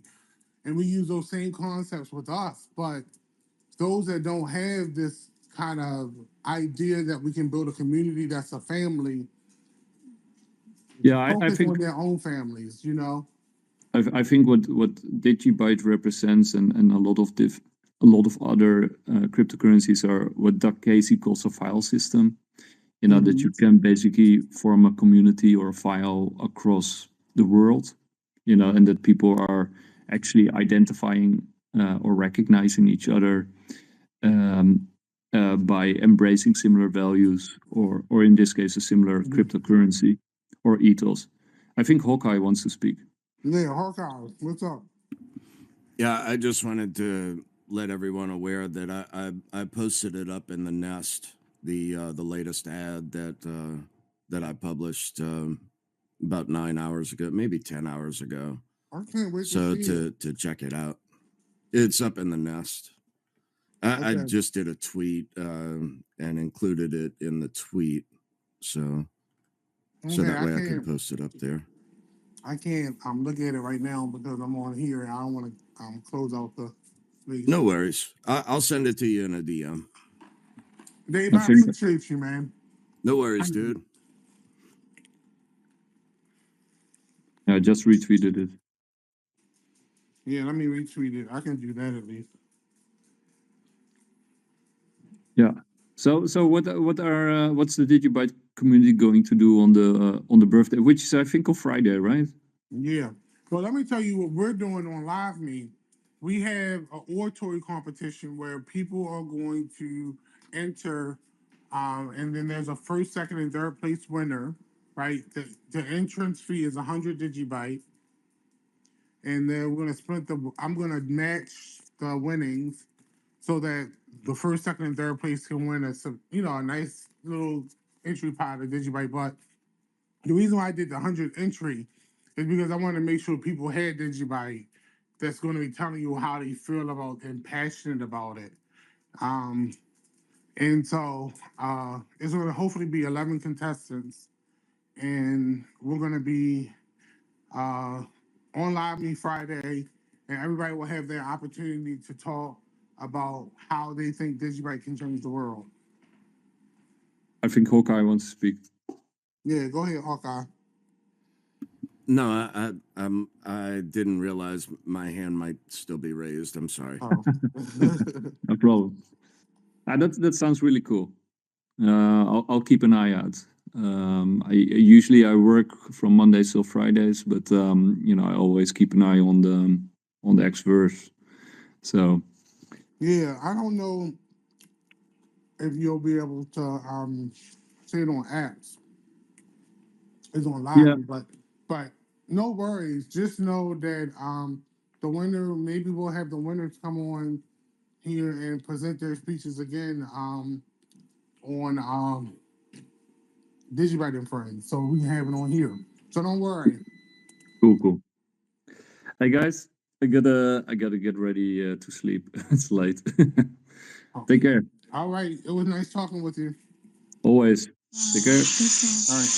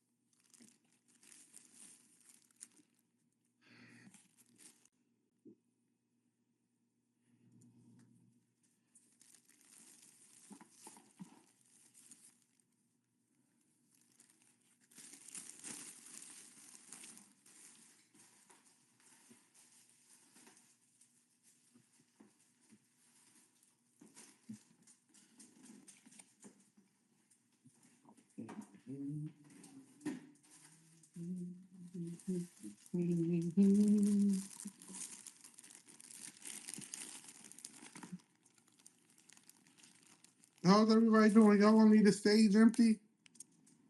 Y'all only got Hawkeye up here? I'm just multitasking. I didn't think you wanted to hear my keyboard. Oh. What's up, bro? Yo, what up, y'all? It's Whatever, good. bro. You don't miss me, bro. Hey, no. It's going. What you say? It's crazy. I said it's crazy out here right now, man. Oh, the Fucking fun. fire? Yeah, Are all you over. okay? I mean, I'm good, but for how long?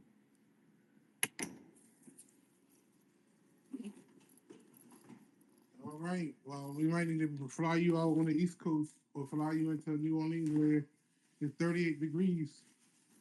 38 degrees. Oh shit. Whoa. How y'all been though? How's everybody been? I'm doing good. Did you come on last week? Nah, I didn't even think you had a space last week. You been MIA. No, it was the holiday on Christmas. I only miss Christmas. Oh, you celebrate Christmas? Yes, I celebrate Christmas. I celebrate Christmas. Yes, I do. For sure, for sure. Nah, I've been chilling, man, but this thing came out of nowhere right here. Yeah, Fire. I figured. Let's get controversial. I think it's a money grab. Well, you always get controversial, so. I think not anytime, but sometimes, these are man-made. These are Yeah, we hear that. deliberately done to get overtime and everything else that comes with that. And I think this time it probably got a little bit too out of hand. But come on now, 0% contained? We just burning. Oh, it's 0% contained. Yeah, we just burning out here. What's going on? I mean, the it, the air pollution is crazy right now. Not to say that it wasn't crazy before, but there's so much ash in the air. Yeah. Here I am over here upset that my marathon might get canceled next week.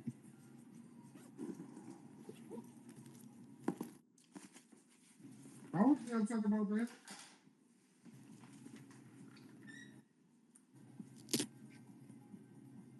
But yeah, it's a lot of nonsense going on, man. And you know me, I started going. Well, I've been had water, but I started, taking my precautions before people start freaking out. As soon as you hear things like, "Oh, we're out of water," they could be talking about, in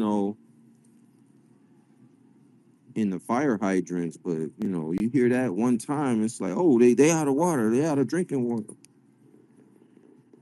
So I think maybe that might start going on. People might start panic buying. But damn, man, people so dumb. You tell them exactly what you're seeing, what you're hearing, and they just, oh well, I'll just go to the store later.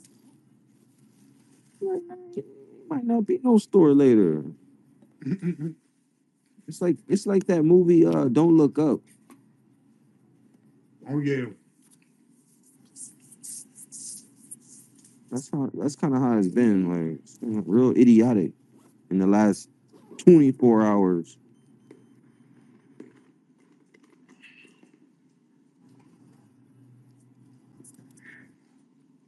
But in other news, recently bought a TV. I'm the biggest idiot on the block now. Bought an idiot box. Good. Then plug in YouTube and check out the latest ad I just posted for DigiByte.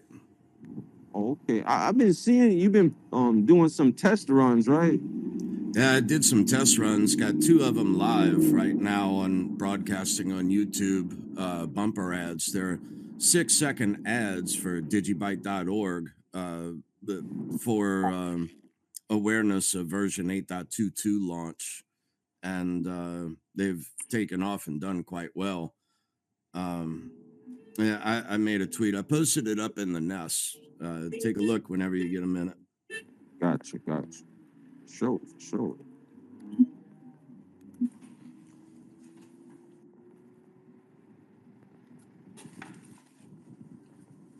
So ain't nobody gonna ask me how big is your TV, Gladden?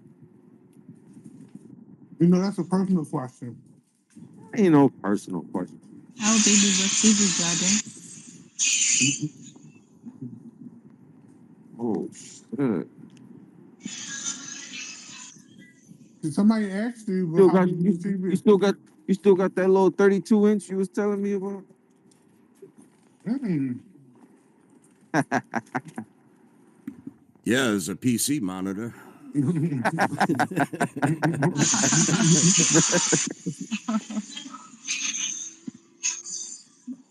Nah, just to be a little braggadocious, I got an 86-inch. Jesus. Yeah, I went from a 65 to 86. Just to You be a little basically got a braggadocious. damn movie theater. Somewhat. I couldn't afford what I really wanted. I wanted a Sony, but it went to regular price again, and I was like, damn, I'm priced out, you know. Fortunately, I don't have two grand to pay for Sony. So I got the next best thing. I went with a LG, and yeah, it has everything I wanted. 120 hertz for gaming and stuff like that. First world problems. Yeah.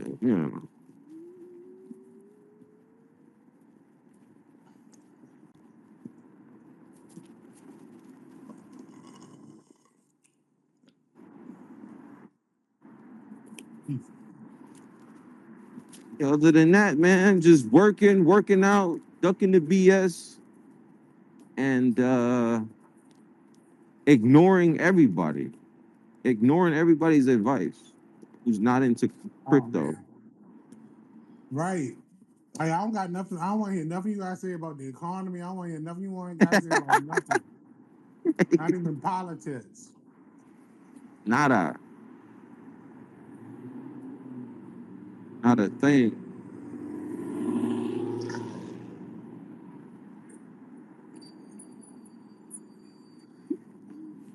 Yeah, man, another year, 2025. I know it's going to be crazy, but Glenn, it's going to be really nice. You know, the lobby community, we're having an oratory contest. What? Yeah. When is it? Caesar. Oh, I that's know. the dog. Yeah, I was like, Yeah. oh. I was So, about to respond, Brutus.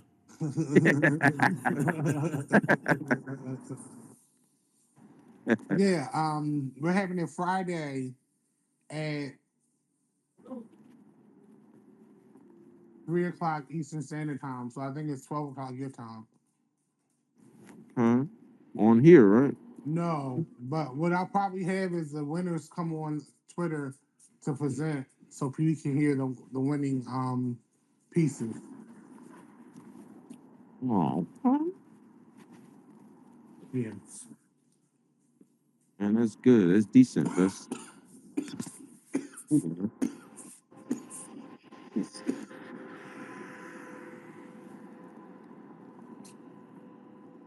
like, yeah, Friday, huh? Yeah, Friday.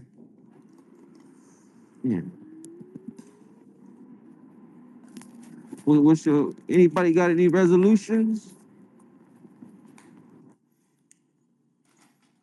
To continue to build DigiByte. That's all.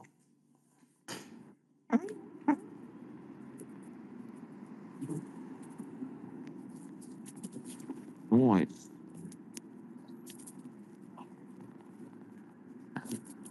Well, mines are what I said earlier.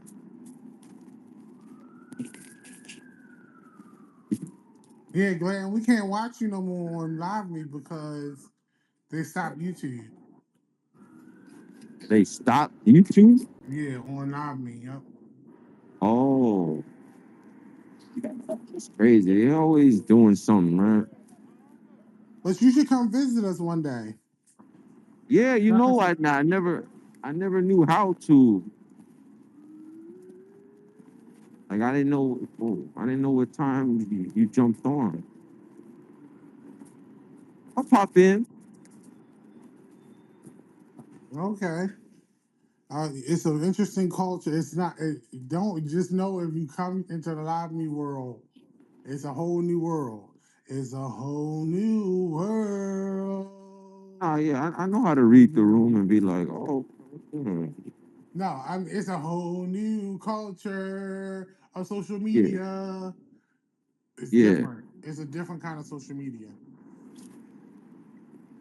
Oh, First of okay. all, the broadcasters are paid, so you don't have to pay anybody if you don't want to. But most broadcasters are paid, so um, but you can be on the app and not gifted a person and still have tons of friends. Oh wow. Mm-hmm.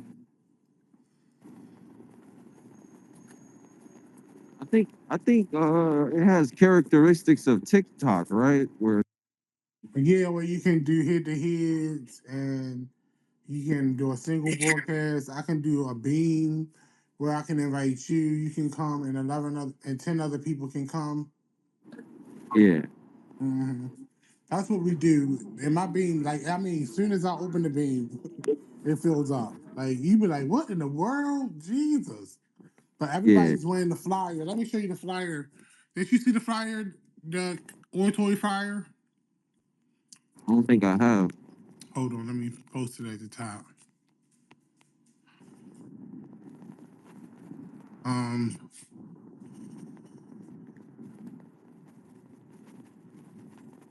Bitcoin or nothing. That's it.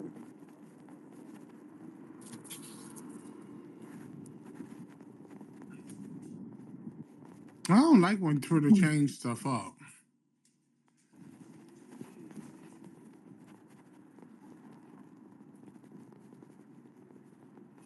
Dang.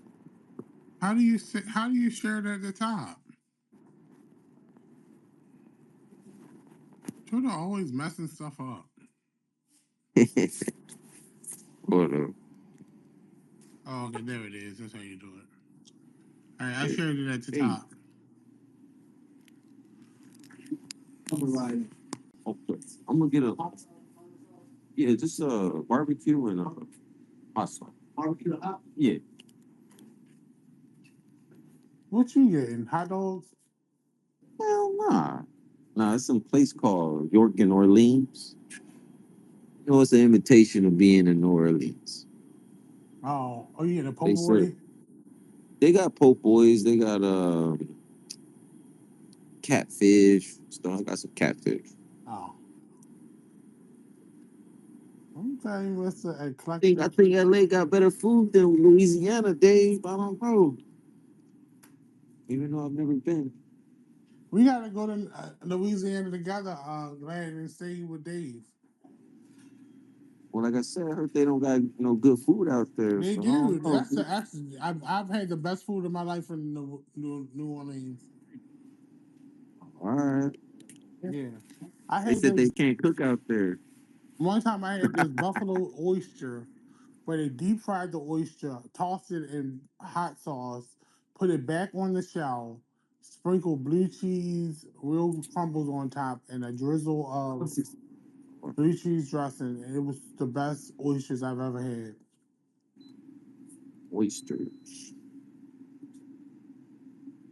They called them barbecue oysters, but they was hot. It was like buffalo style oysters. Oh man.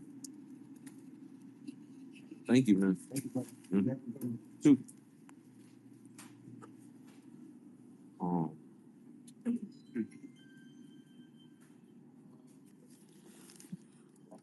Yeah, yeah, I'll be down. Be down.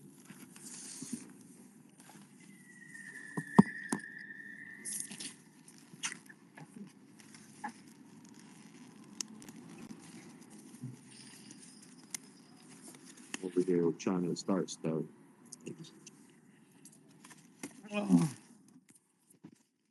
Woo.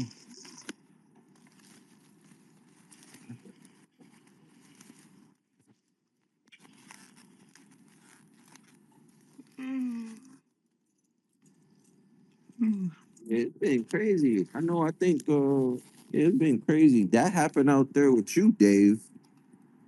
That whole maniac going crazy, and what is that? Wherever Mardi Gras happens at, right?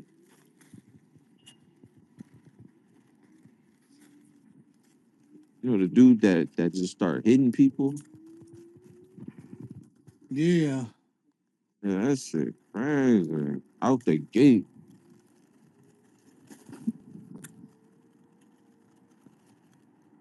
Yeah, it's been man. And here we got a fire. Fire.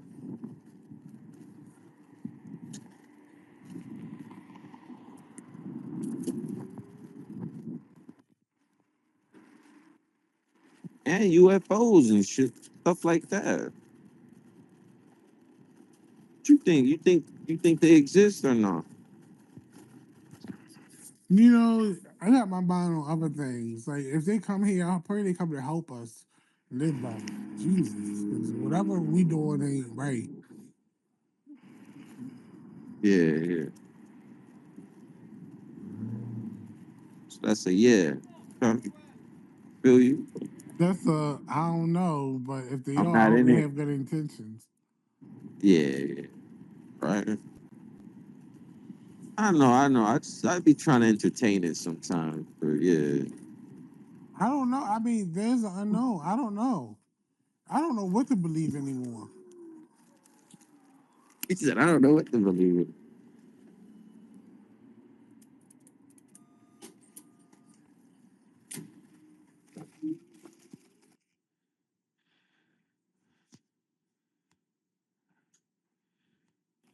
I hear that.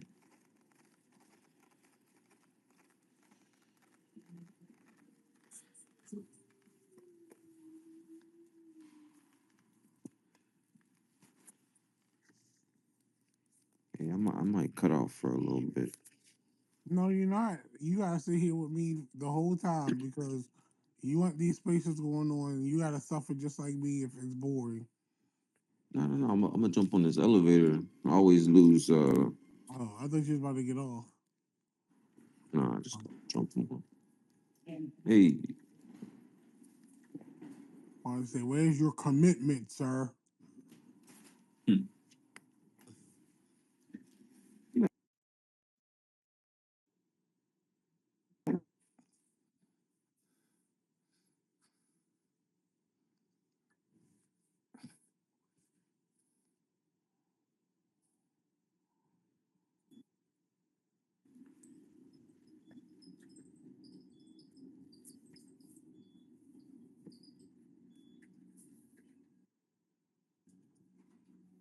I counted 7 floors.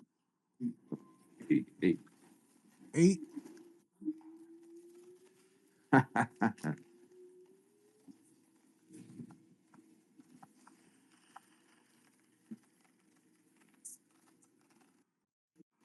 So you went to that restaurant because it was close to your house, huh? No, I might have. I think I ordered it. Let's pick it up. Oh.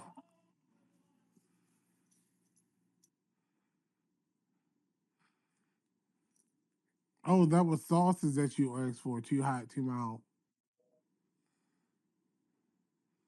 You know I'm nosy. Hey, Jose. Hey, what's up? Is that the Hey, give real me a Jose? second. Yeah. Hey, give me a second. I'll join back in right now.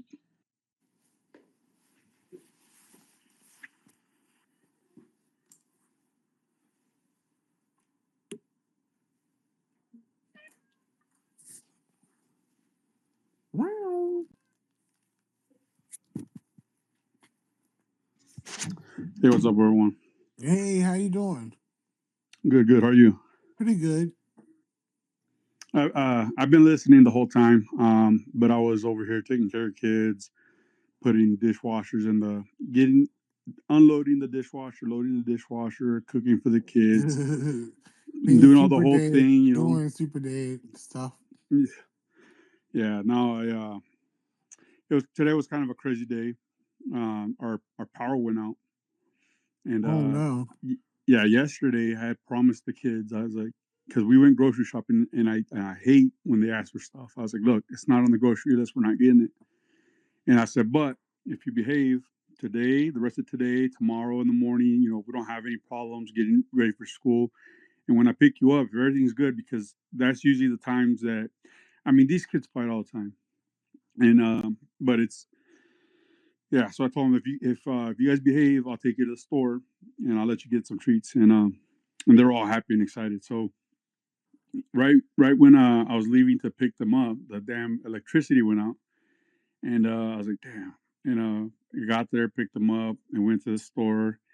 And I was like, look, the electricity's out. And I knew that because the store it looked like it was closed. And my daughter's like, you go check. And I was like, all right, I'll go check. I was like, wait here. She goes, no, I'm gonna come with you. And then get out of the car, walk up to the door, and it's locked, it's closed, and she is crying. We get back to the car. We tell my son that's waiting in the car. I was like, hey, the store's closed. What? I really wanted blue Takis. What? It was like the end of the world right there. And I told him, all right, let's drive down. My girl's screaming at me right now, and she doesn't know what room I'm in. She'll be here in a minute looking for me. We drove to the next town over, and their electricity was also out. Oh man. Yeah, so it was like, and we flipped the UE, started heading back home, and my daughter starts kicking the back of my seat, and I'm like, "You little mother!" Oh Lord. Yeah, no. So it's been a crazy kind of afternoon. We got home, and as soon as we came in, the electricity came on, and I'm like, I looked at them, and I'm like, "You're lucky. I promised I was gonna take you guys to the store." So we loaded back up, went down the road to that store that the first one we went to, where the door was locked, and they got their Takis, they got their gumballs, and all their treats. And just I had to come home, get them, back in the house, and get Well, that stuff chicken of situated. the But cheer in my household, my mom would be like, hey, yeah, so you could probably hear the dishwasher in the background. yeah. You leave the room. Yeah, no, I made some ramen for my daughter. She likes ketchup and she Hot calls it sauce. sprinkle cheese, but the Parmesan. Oh, Parmesan, okay. And she was screaming just now because she wanted more ketchup and more Parmesan. How's the air where you at, Jose? Usually when the fires, it's actually today has been windy, and maybe the wind's been blowing in a different direction because it's not windy up. I mean, it's not smoky up here. It was super windy, which probably caused a telephone pole to go down or something. But no, we usually get smoke from Banning area when Banning is on fire. We get smoke from down there from Palm Springs, and yeah, it comes up here. But we're not. I seen that on the news, and that's crazy. That you said it was 0% contained. Yeah, Right. Crazy. That's what that part right there is what got me like or nervous. the fire trucks going up to the fire the fire hydrants. Just there's no water. Mm. But And then what are they doing? I don't know. Just getting back in the truck. Well, I seen a raw news alert that said that Southern California was supposed to be hitting with this being supposed to get hit with this like crazy storm, and so like if it's windy down there, like it's just difficult to put out fires when the the wind's just building it up. Mm-hmm. Yeah, it's crazy. It And you just say you're gonna do spreads. another It just spreads it. marathon? Yeah, I was supposed to do the Pasadena half marathon next. Man, I checked their Instagram/website. They're just trying to keep us all updated with what's gonna happen. So it's, from my understanding, it's postponed for now, or at least till further notice, because of the air Hmm. quality. And I guess, yeah, there was a fire in Pasadena as well. Palisades and then Pasadena. It might be Palisades. Is that two different places? Yeah, but close by, not super close, but close by. So hey, kind of to go back while Bitcoin Live DB was on, Mm-hmm. man, that the the information that information level that they come with, like man, I was like, I was listening, and I was like, man, I don't really think about stuff like that. Yeah. He was talking about all kinds of like GDP and economical, high level stuff, and maybe it's not high level stuff, but it's like really not what I focus on, or maybe it is high level stuff.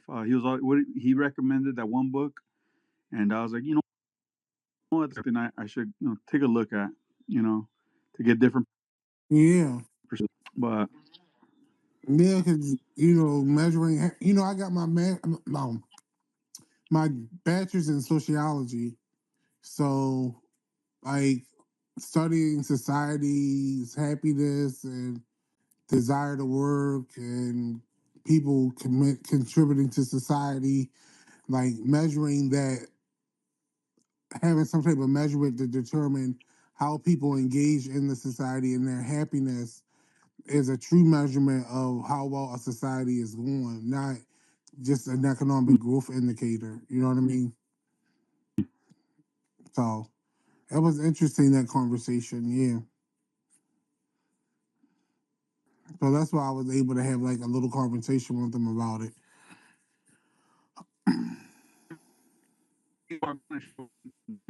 kind of conversations with them, like Like a conversation about GDP. He was talking about like, yeah, yeah. He always has a good, and then he's had like so many different people come on his show. Like he's a mm-hmm. wealth of knowledge. Like really is. Yeah. So You cutting out.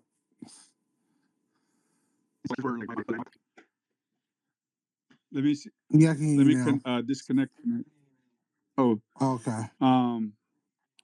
yeah, this is where I'm my is at, and I've been preparing for this presentation, Uh-huh. and I've been going over it All over and right, I've over been and over, noticing and you posting it. Yeah. yeah. So today was the first day where I actually practice. I use like three different computers in the house. I logged into Zoom, and then the computer that I was gonna, that I'm screen sharing from, I figured out how to screen share that, and then use it in a presenter view, so that I can still see my notes, but everyone else is just seeing the PowerPoint presentation. But the all I think that I've improved on the flow, but it still feels like I got some tips from different people, because I shared this video that I put together. I was like, hey, this is my first run through, and I got some tips from certain people, and they're like, hey, try this, and I've tried it. But the one part that I haven't got to, so my presentation is, it's really like 5 slides of information, Everything else is either like the intro, summary, or reference. But there really is only 5 slides of information. And but like when I get past the first two, because the first two is only like 3 bullet Marvin point, say, or so three you got bullet the points of slides information. like showing bullets or just all the information? Okay, good. Bullets. Yeah. And that was something that Laura had brought up and said, "Hey, just because it did have like a little, little blurb, like this is what this is." But she says like, all you got to do is just put the bullet there, and you tell them what that is. But I get to the third, fourth, fifth slide, and they're a little bit more. Even though like when I look at my notes, really like all it is when it's like 2 paragraphs in each of those boxes, and obviously you don't want to read it, so it sounds like it's being read. But that's where I'm at. Like I read it and I try to sound it like so that it comes out naturally, so it doesn't sound like I'm reading it. But it still does. It still feels like there's times that like I come to the end of one sentence and I have to go to the other side of the screen to pick it up again. And Brian Oakes, he gave me some pointers, and he's like, hey, just take some mental notes.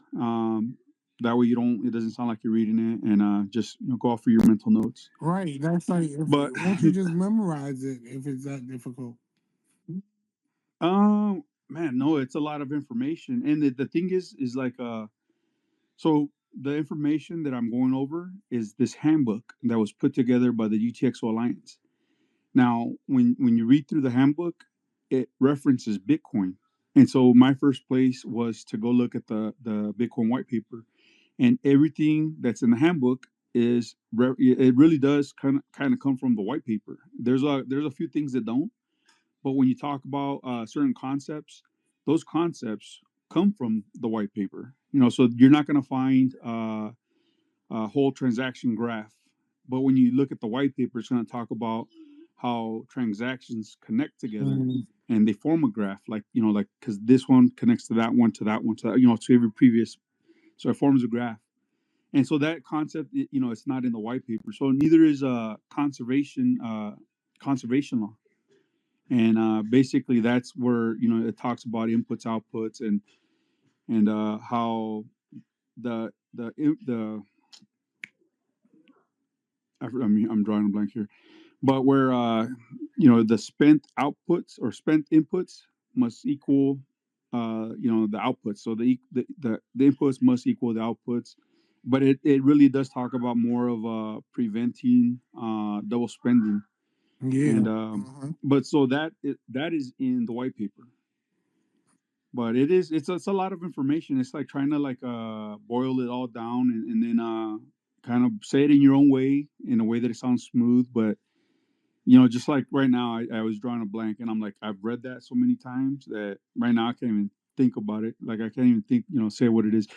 But today, I connected 3 computers. I shared my screen from the presenter's view. So like one from my phone, like that was like the host, and from my laptop, I was able to share. And I don't know, it's been an experience because it was like last month, December 12th, I think, was the last town hall that we had with the UTXO Alliance.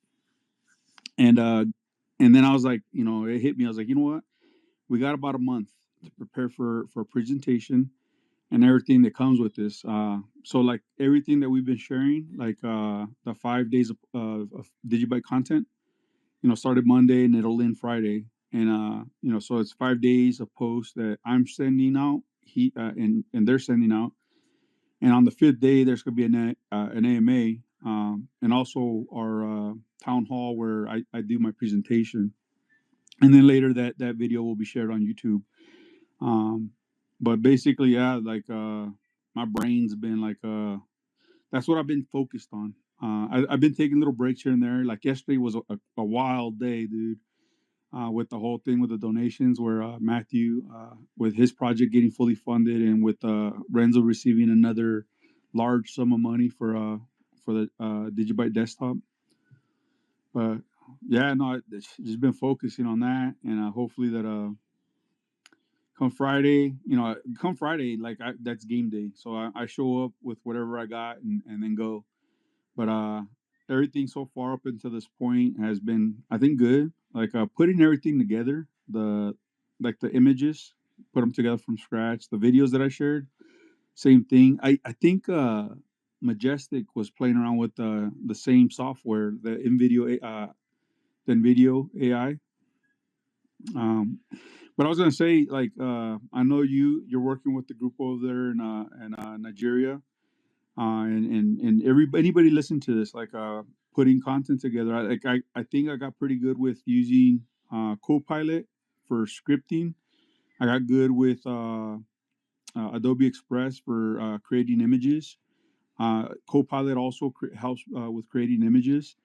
And in video, I had to go through it. Like I spent a whole day where it was killing me. Like my brain was hurting because the images weren't fitting they were doing some crazy thing, but just I figured it out, and now they fit perfectly. And they're short videos, but creating that content, I kind of have a better understanding of it all. And if you guys want to create anything using those softwares, I can help with saying, hey, this is what you need to do with that, or try this to adjust, this screen size or whatever.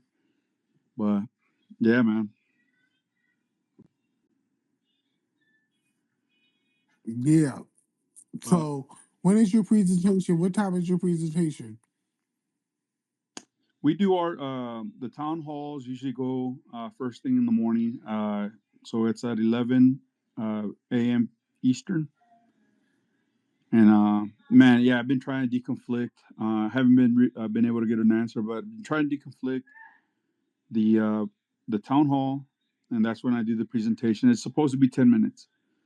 And then after that, hopefully, right away, we could probably just kick off the AMA. But that's gonna have to be with Steph from the UTXO Alliance. He's got to decide when. But hopefully, it's not at the same time that our Genesis block celebration is happening. Which I think I seen a post that it's not happening until later in the day, in the afternoon. So if we can do that AMA, and I really need for that, I really do need a community to show up. But man, Laura was helping me out, and she just got a new job, and she's working during those times. She's not available, so I kind of lost the at least for someone to back me up if say something were to happen, like electricity went out today, or connectivity, or my computer took a shit or whatever. But kind of missing out, kind of needing a backup for that.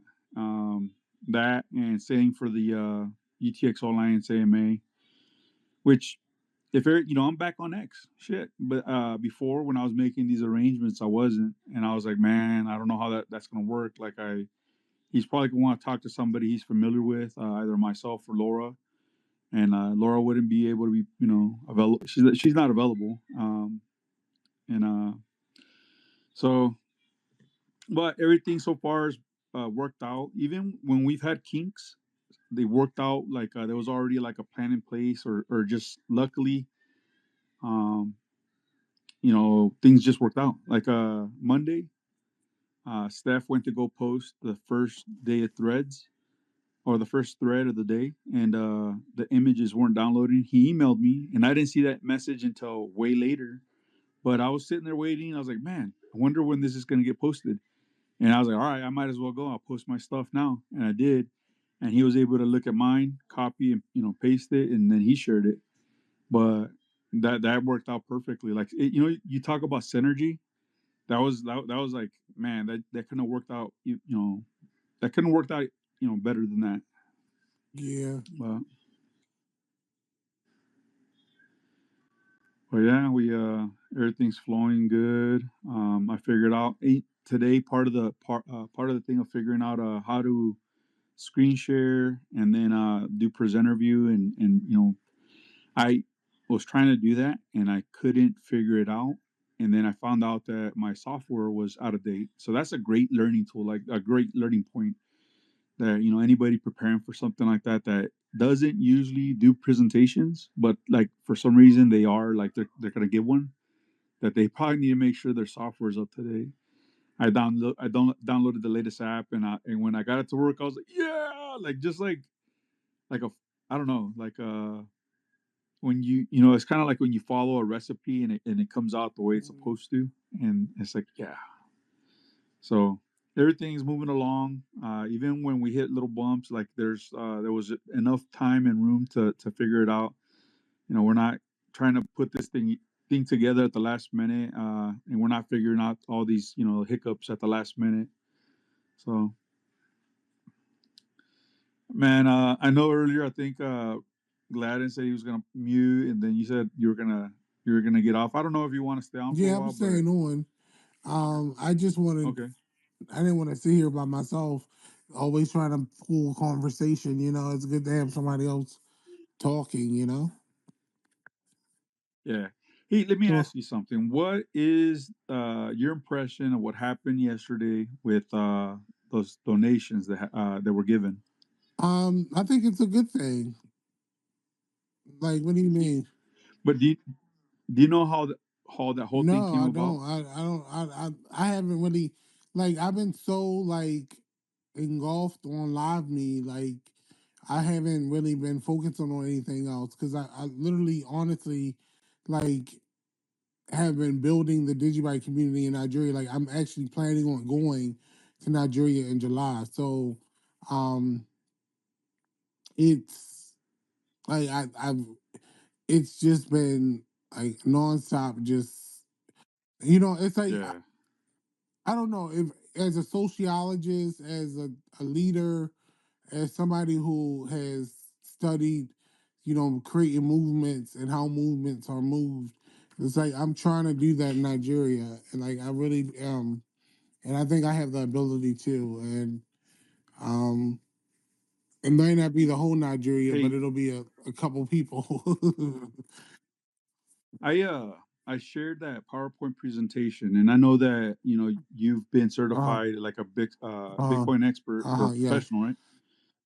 That presentation, the information, like I said, it's all derived from the Mm-hmm. handbook, which is all derived from the white paper. If you want to use it for anything that you're doing, or have like the guys, the guys and the Okay. gals, the ladies that are over there, take a look at that Oh, okay. and see if that's something they can use as a tool to present to people and to teach people. Because we really are a derivative Yeah. of Bitcoin, and it really shows in this project that I put together. But that if they wanted to do presentations, and the thing that I know now is that I had to go back to look at the Bitcoin white Mm-hmm. paper and other references. There's that thing that I was talking about earlier, the whole transaction graph. Well, that's not that term doesn't come from the white paper. It comes from another study that was done by a group that focused on Mm-hmm. UTXOs, and so all the references are in there. But like to me, I was like, oh, that's very interesting. Like that's not part of the white paper, but this is how they came about. How some things are now adopted as like these terms that people use, and it's like, oh yeah, that's what this means. It's this talking about this this graph. Mm-hmm.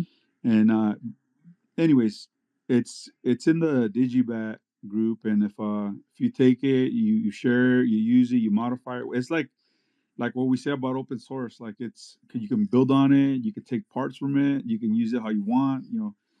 So I just want to throw it out there. But let me tell you about oh yeah, the thing with the donations. So I had recently come back to X, and just kind of seeing what's going on, and I think Rudy Rudy Bauman was also, for some reason, he was suspended from X, and he came back about the same time that I did, but then he got suspended again. Like I'm not sure what he did, but so Johnny was, I guess he had mentioned them in a post, and he's like, hey, we have something that we got to take care of. We have to settle. I remember seeing that like a week or two ago, So Johnny knew about something that was, that's like some unfinished business, some loose ends. And from that, the day before last, it was like, I guess it was like in the evening, he shared that I guess the DGB wallet still had some funds in it. I guess it had been moved or it was unaccounted for. Long story short, I guess some of the old foundation members had to go. They bought it out of pocket, and they were trying to figure out what to do with it. So, like the reason I mentioned this because all the credit goes. This part of this story the credit goes to Johnny for figuring that out and to pursue it and to bring it to light. And I think he might have had a plan on how he wanted it to come out. I think he wanted the foundation members to kind of explain what happened, but I really think that he explained it in his post. Either way, like that was not my concern, not my I think that might have been the way he wanted it, and that's kind of like how I perceived it because I think later he's like, hey, I wanted it to come out a different way.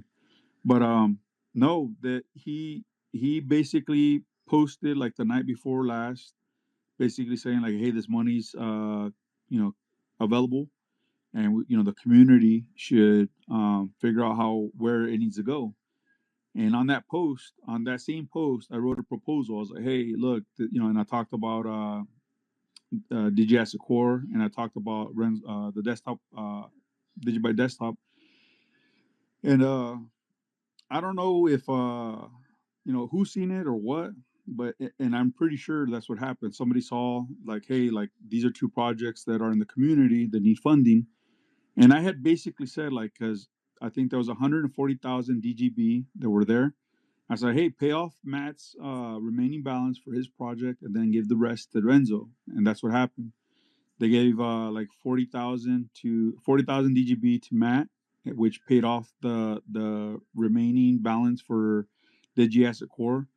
And in the Telegram, he talked about like he basically said, look, I reached the goal that I was aiming for, which was the decoder. The decoder's working, but he's not finished with DGAsset Core. He still has to build the encoder. I had been saying this like right now it can decode the DGS cores in C++. It can decode information, but right now can't form like digi assets, or it can't do other stuff. But that's now what he's working on. And so the fund is over. It's complete, and he's still working on stuff. He's still building it out. Anyways, yeah, that's still like he's still gonna continue to build on it. But it was awesome that he got funded 100%, and then it was 94,000. It was 94,999 DGB that went to Renzo. So a nice chunk went to him to the desktop, to DigiByte desktop.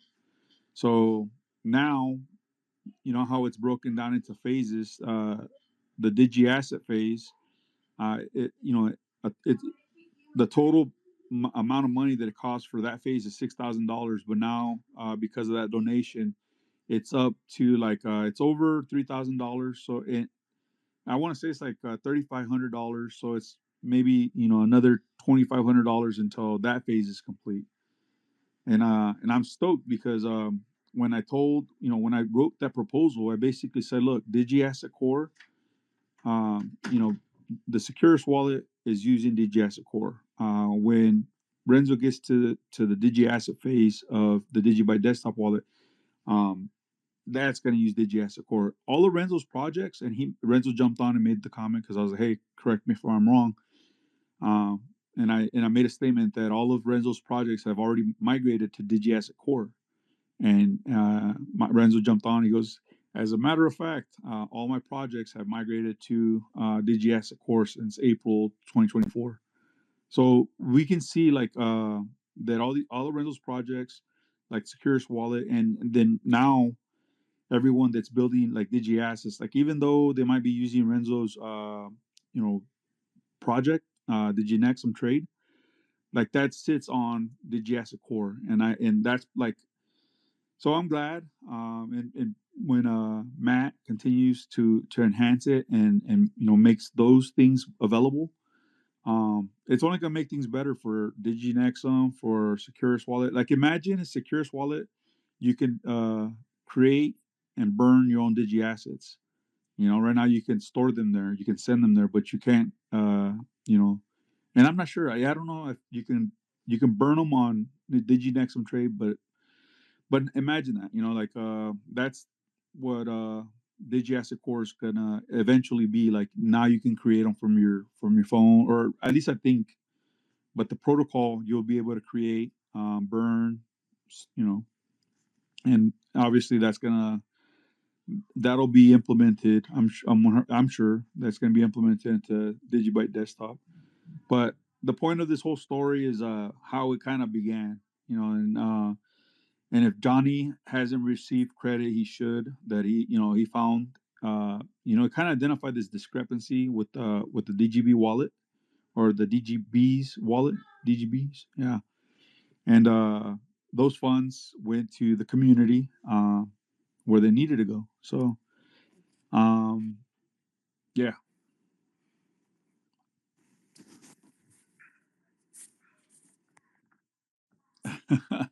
I'm sorry for the No, you're rambling off, good. but You're good. I, It's interesting to hear how that played out.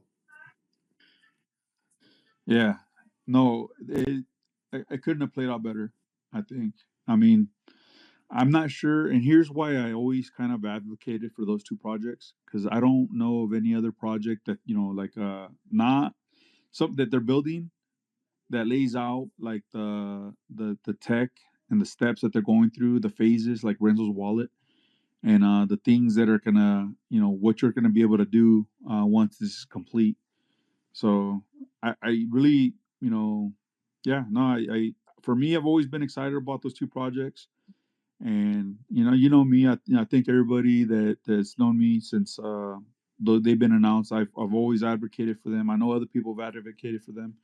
Other people support, they donate.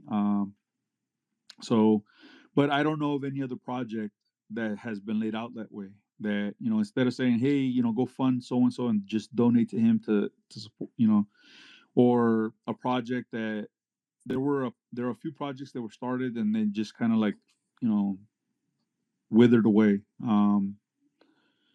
And or some that the details haven't made available to kind of like push it out there and tell people about like, hey, there's this project and this is what it's going to do, and once it's done, you're going to have this, it's for everybody, it's uh, so I'm glad, yeah, those two. And again, like the DigiByte desktop wallet's not Right. complete, like Renzo said that he's taking a pause so he can work on DigiNexum trade. But like he's gonna need those funds once he does start that. Like he has those goals set out there. And I really think like to short that, like to say, well, you could do it with, you don't need that much. That I think that'd be like shiesty of us, especially for everything that Renzo has done, and does. And that would be shiesty of us to like, nah, man, like let's get him his fucking, the full funds for that project, that that he doesn't have to pay out of his pocket, that he's doing this for the community. So that's the next big drive. There was another kind of issue with me and another community member that we talk off and on, where he I don't know if he agreed with that money going to DGS Core and the desktop wallet. But again, like I explained, like I put in that proposal, and like I said earlier, like the projects that are using the technology, Securus Wallet, Renzo's, all of Renzo's projects that are using DGS Core, and his future projects. But I explained that, I was like, hey, help me explain it to people. Like this is where it went. This is where those funds went. And plus, I don't see any other projects that are out there. There is like the DigiByte Alliance and the roadmap and all the things that they want to build, but they need funds for that. But that's the thing that they haven't been pursuing community donations. They've been pursuing grant funding, and Laura has said, that they haven't been successful with that, and that maybe the next thing they'll do is start asking the community to help with some of the development, but they haven't. So to me, it's like I don't see any other projects that are publicly have been out there, like kind of asking for the support. And not that Renzo was asking for support and Matt were asking for support. Matt Renzo announced their projects, back in 2023 around April, March time. And since then, it's kind of been like on the community to kind of put it out there and to, advocate for them. And I think that that's why, Matt's funding his projects was fully funded, and why Renzo has received so much donations, because the community's out there like, hey, we need support for this. But anyways, I'm gonna stop rambling. I see Jay's here. I don't know if he wants to grab a mic and talk, but yeah, no, just yeah, that was kind of, I don't know if it was going to turn into an issue where people were upset where those funds went. I didn't, I'll be honest, I've never donated to DGBs, and I was the first one to say, hey, look, these are the projects in the community. So I don't know if there's people out there that donated and like, oh man, I didn't want my money to go to that, or I didn't. But you know what? That's the thing, though. It's like, I think, and this is my opinion, and other people might not agree with me, but like, once you donate that money, it's not yours no more. It was donated to that cause or organization or whatever, and you kind of gave it to them to do, to build something with that or to do something with it. And usually, whatever happens with that, then after that, it was like, well, you knew you donated to them to do what was, I guess, what was needed to be done. But again, that's my opinion. I think I've been in the same predicament a couple times where I was like, this is a cool project, I'm gonna donate to it, and then that project kind of disappears, and those funds get donated to another project, and I'm like, well, you know what, I didn't really get my money for that, but that's really how shit goes down. Like, you donated it, and that's kind of part of that. That's where, yeah, and where not everyone's gonna agree where those funds should go. Hold on, my little girl's needing my attention. Come here, stop. Ugh.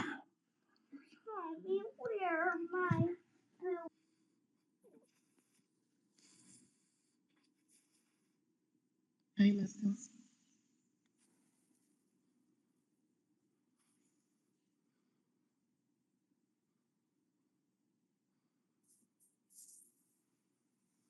Let's have leadership.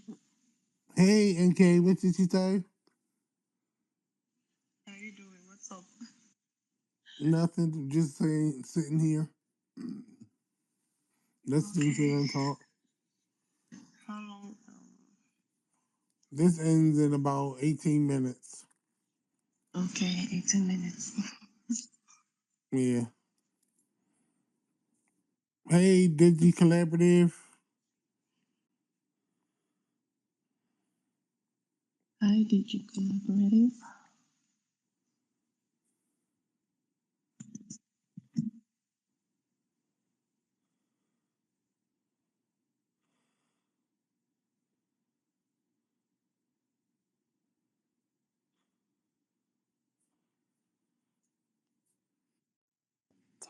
Hey, Master, I'm gonna be hopping off, but want to thank you again.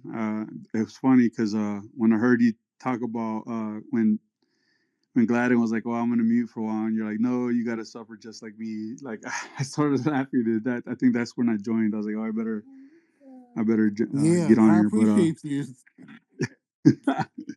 no, I appreciate you for doing this. Like, you bring the community together. You bring new people to the space, and I hope you know how my Yeah, sentiment yeah. towards you. You do a great job. Thank you. I appreciate you. So I'm gonna hop off, and hey, hopefully you guys are available on Friday, and You can pop in and out to see some of the like the AMA or even What platform is it on? It's gonna be through the UTXO Alliance handle, their Okay, account. so it's gonna be on Twitter. So yeah, I think I'm gonna share it. I'm gonna share it with DigiByte Coin with with the DigiBat, and hopefully Laura will share it through the UTX with the DigiByte Alliance and other big accounts, and hopefully we can get a crowd and make it more like a space, not more of an AMA where it's two people talking and just the people that I'm meeting, man, they're really interesting. Kind of like your experience with like the group you're building. Like I'm meeting some cool people, man. The other day, man, one last thing. The other day there was a space going on, and I was listening to it, just in anonymous mode. And one of the guys that I mean, there's a lot of guys, a lot of people, guys and girls in this group, and they're all like really smart, like builder type people. And I look up to them. I'm like, man, dude, that's cool. That's smart. He's smart as hell. And anyways, he was, they were starting off the space, and I got a shout out from him. He's like, oh, you know what? And Jose from DigiByte, and I was like, yes. Like I was, I was listening anonymous, but like I was like, yeah, like just like they know me. But no, yeah. So like really, like that's what I'm trying to get at, is that there's a lot of cool people in this group, a bunch of different groups. And the more that our community kind of knows some of the other people, I think, it does. I know that it's, some of the projects might not be like the same. Like we look at DigiByte, like, oh, DigiByte is this, and that project is probably not like this, but it really is kind of like, networking outside of your own, sphere. And I think that's always a good thing. So I hope everybody just comes by and sits in, joins, and see what we're doing. I think from the stuff that I've shared this week, you can see it's all like educational, and that's really what the goal is about. How do we share with everyone what blockchain technology is, and not just blockchain technology, but like focus on UTXO, the UTXO model. So, anyways, everybody, thank you for listening to me ramble off. And hopefully see you guys around tomorrow and then on Friday. All right, man. All right. Thank you again No for hosting. problem. Thank you. How you guys doing? We doing good. Hey man, I'm excited. I'm excited. We got a 11th year anniversary coming up. Like that's crazy. I've been a part of DigiByte for how long? How many years? At least 6 years. Since 2019, right? Yeah. Might have been longer than that. Nothing against just 2019. Don't try to make yourself older. No, I mean, you introduced it to me in 2018, and I didn't hop on it until 2019 because I think the following year is when COVID hit. Yeah. COVID hit in 2021, I think. Okay. Yeah. No, I'm truly excited. This is a beautiful thing. Just seeing everybody connect and trying to build something on this platform, man. Yeah.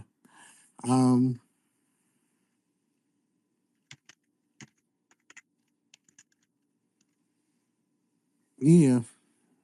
I'm trying my best to focus. My brain is shutting down. About to say, you feel like you ready to call it a call night. No, I'm gonna make it last until 8.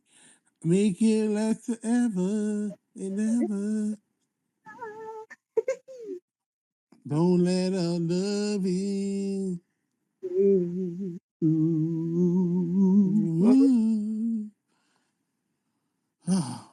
No, but I've just been trying to hang with the Nigerians, and it's getting to me. It's getting to me. It's getting to me. The time zone difference. Trying to hang with them.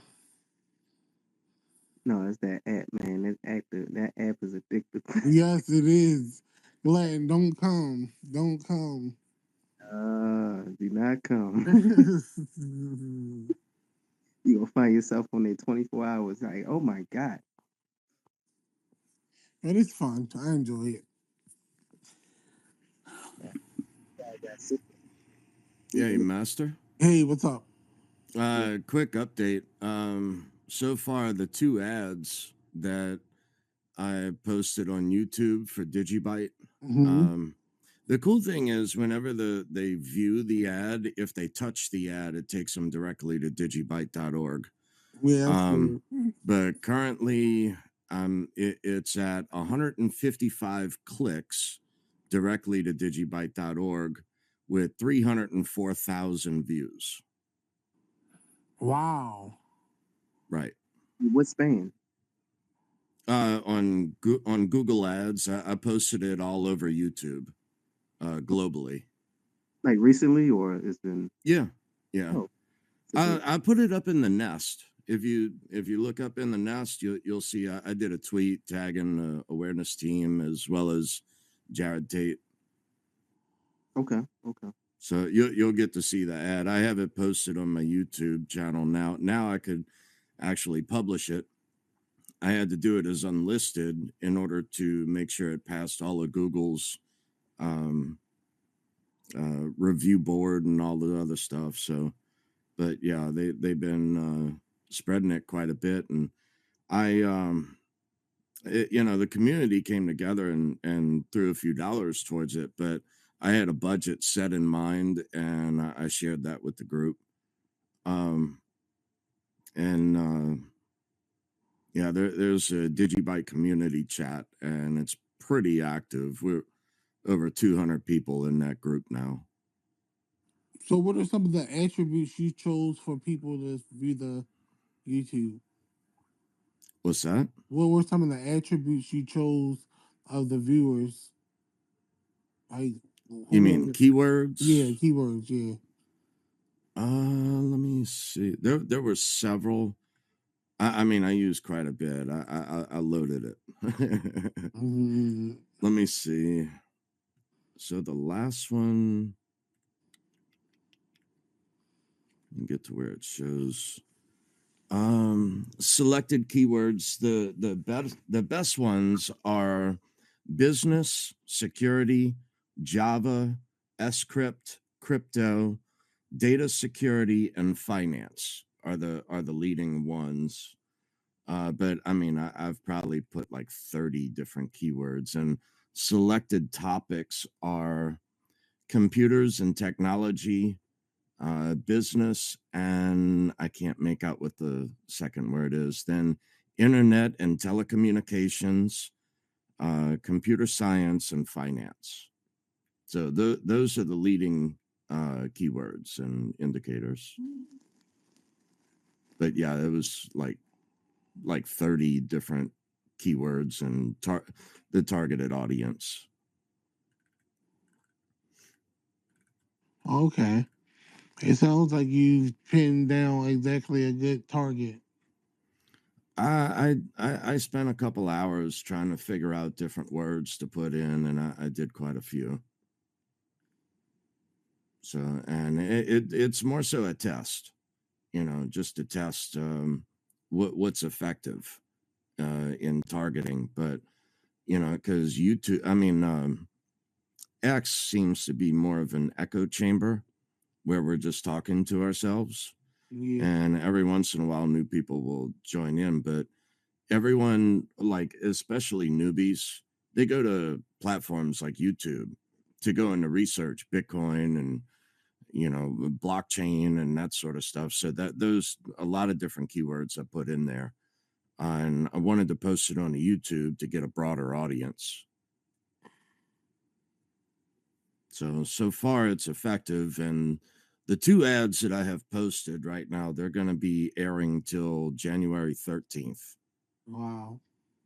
And I hadn't even come close to my budget. I mean, total cost right now, let me see, is, darn it, I exited out. It's just under $100. It's like $97 so far. But I mean, I threw $200 behind each ad with a budget of $1,000, and then the community has come up with a couple $100 to to add more funding for more ads and whatnot. So in the DigiByte community chat, we're discussing quite a few things on that. And it's a community driven marketing effort, community funded marketing effort, because we all understand Jared's take on that, where, you know, over years past, Jared has said that marketing is just a deep money pit. You can throw constant money at it and not have any effectiveness. And that is true. And he said that marketing should come from within. And I brought it up to the community. I said, well, aren't we the within? Mm-hmm.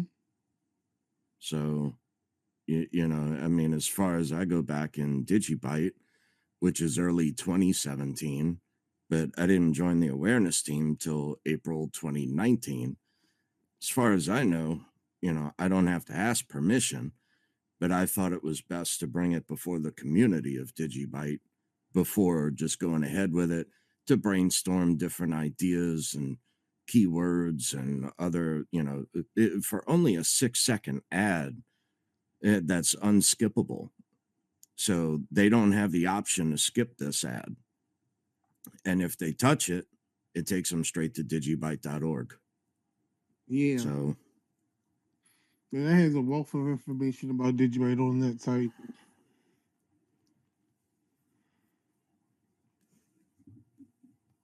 but yeah, it's I don't know, it's just a different approach, you know, just to do an ad on YouTube.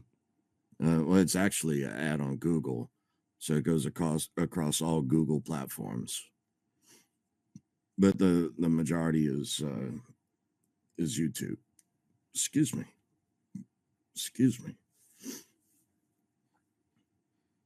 So yeah, I just wanted to update y'all on the numbers and figures. You know, it sounds like you know how to figure that stuff out. You did a good job. I don't need a job. I just wanted to test you and did a find good out. job. That's what. I thought you said I needed a job, and I'm like, no, I no. No, I have enough. I have enough job. jobs. He paying homage to your skill set. Good job, great. Is that the only I guess the only way that you think we can actually get attention to DigiByte? You think there's some other platforms that we can? Absolutely. To broadcast across Instagram, Facebook,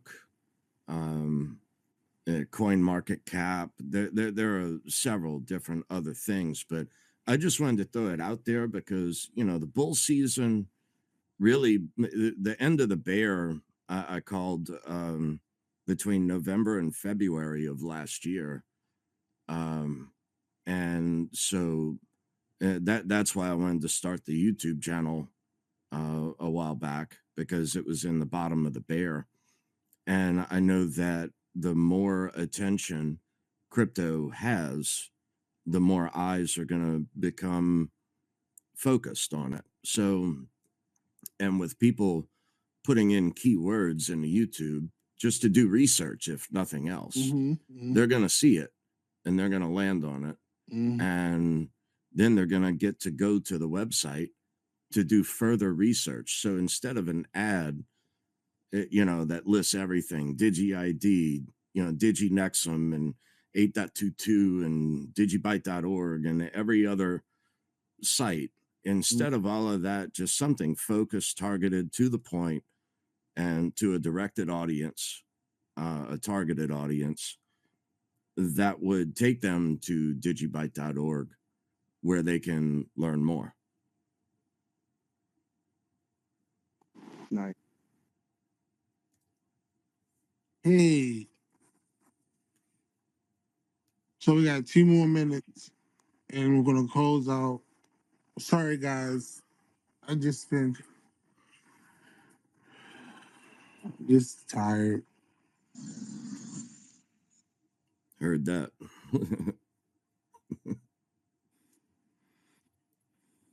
But this has been a fun experiment, if nothing else, for Mhm. data analytics. Yeah. Just to know, just to learn different keywords and aspects and targeted audience and who's paying attention. So, Okay, guys, I'm here. Good to talk for about 30 minutes. Really? At 8 o'clock?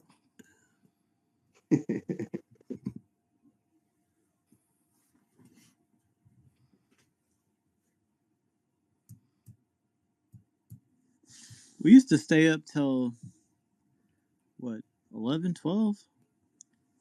I know, we used to, but I bet you if DigiByte goes back up to 18 cents, we will be. What do you think? It's not about the price. It's just Yeah, right. the price is nice. But it's not about the price. Seriously, because I've been on Live Me with the Nigerians. Like, seriously. I've been on that app and I fell in love with these people and now I can't get off. And now I can't sleep. And now I'm tired because I'm always on there with them. Oh, so you left us. Thanks a lot, NK. And Ezek. She said you're welcome. All right. Well, it was good. It was good listening to everybody. I heard Jose talking and Blind Dave and everybody. So Yeah, did you hear Bitcoin Live? He was here. yes, yeah, I heard a little bit of that. Hi, Javier. All good stuff. You can get on the stage and say hello, Javier. I haven't talked to you all New Year. It's a new year.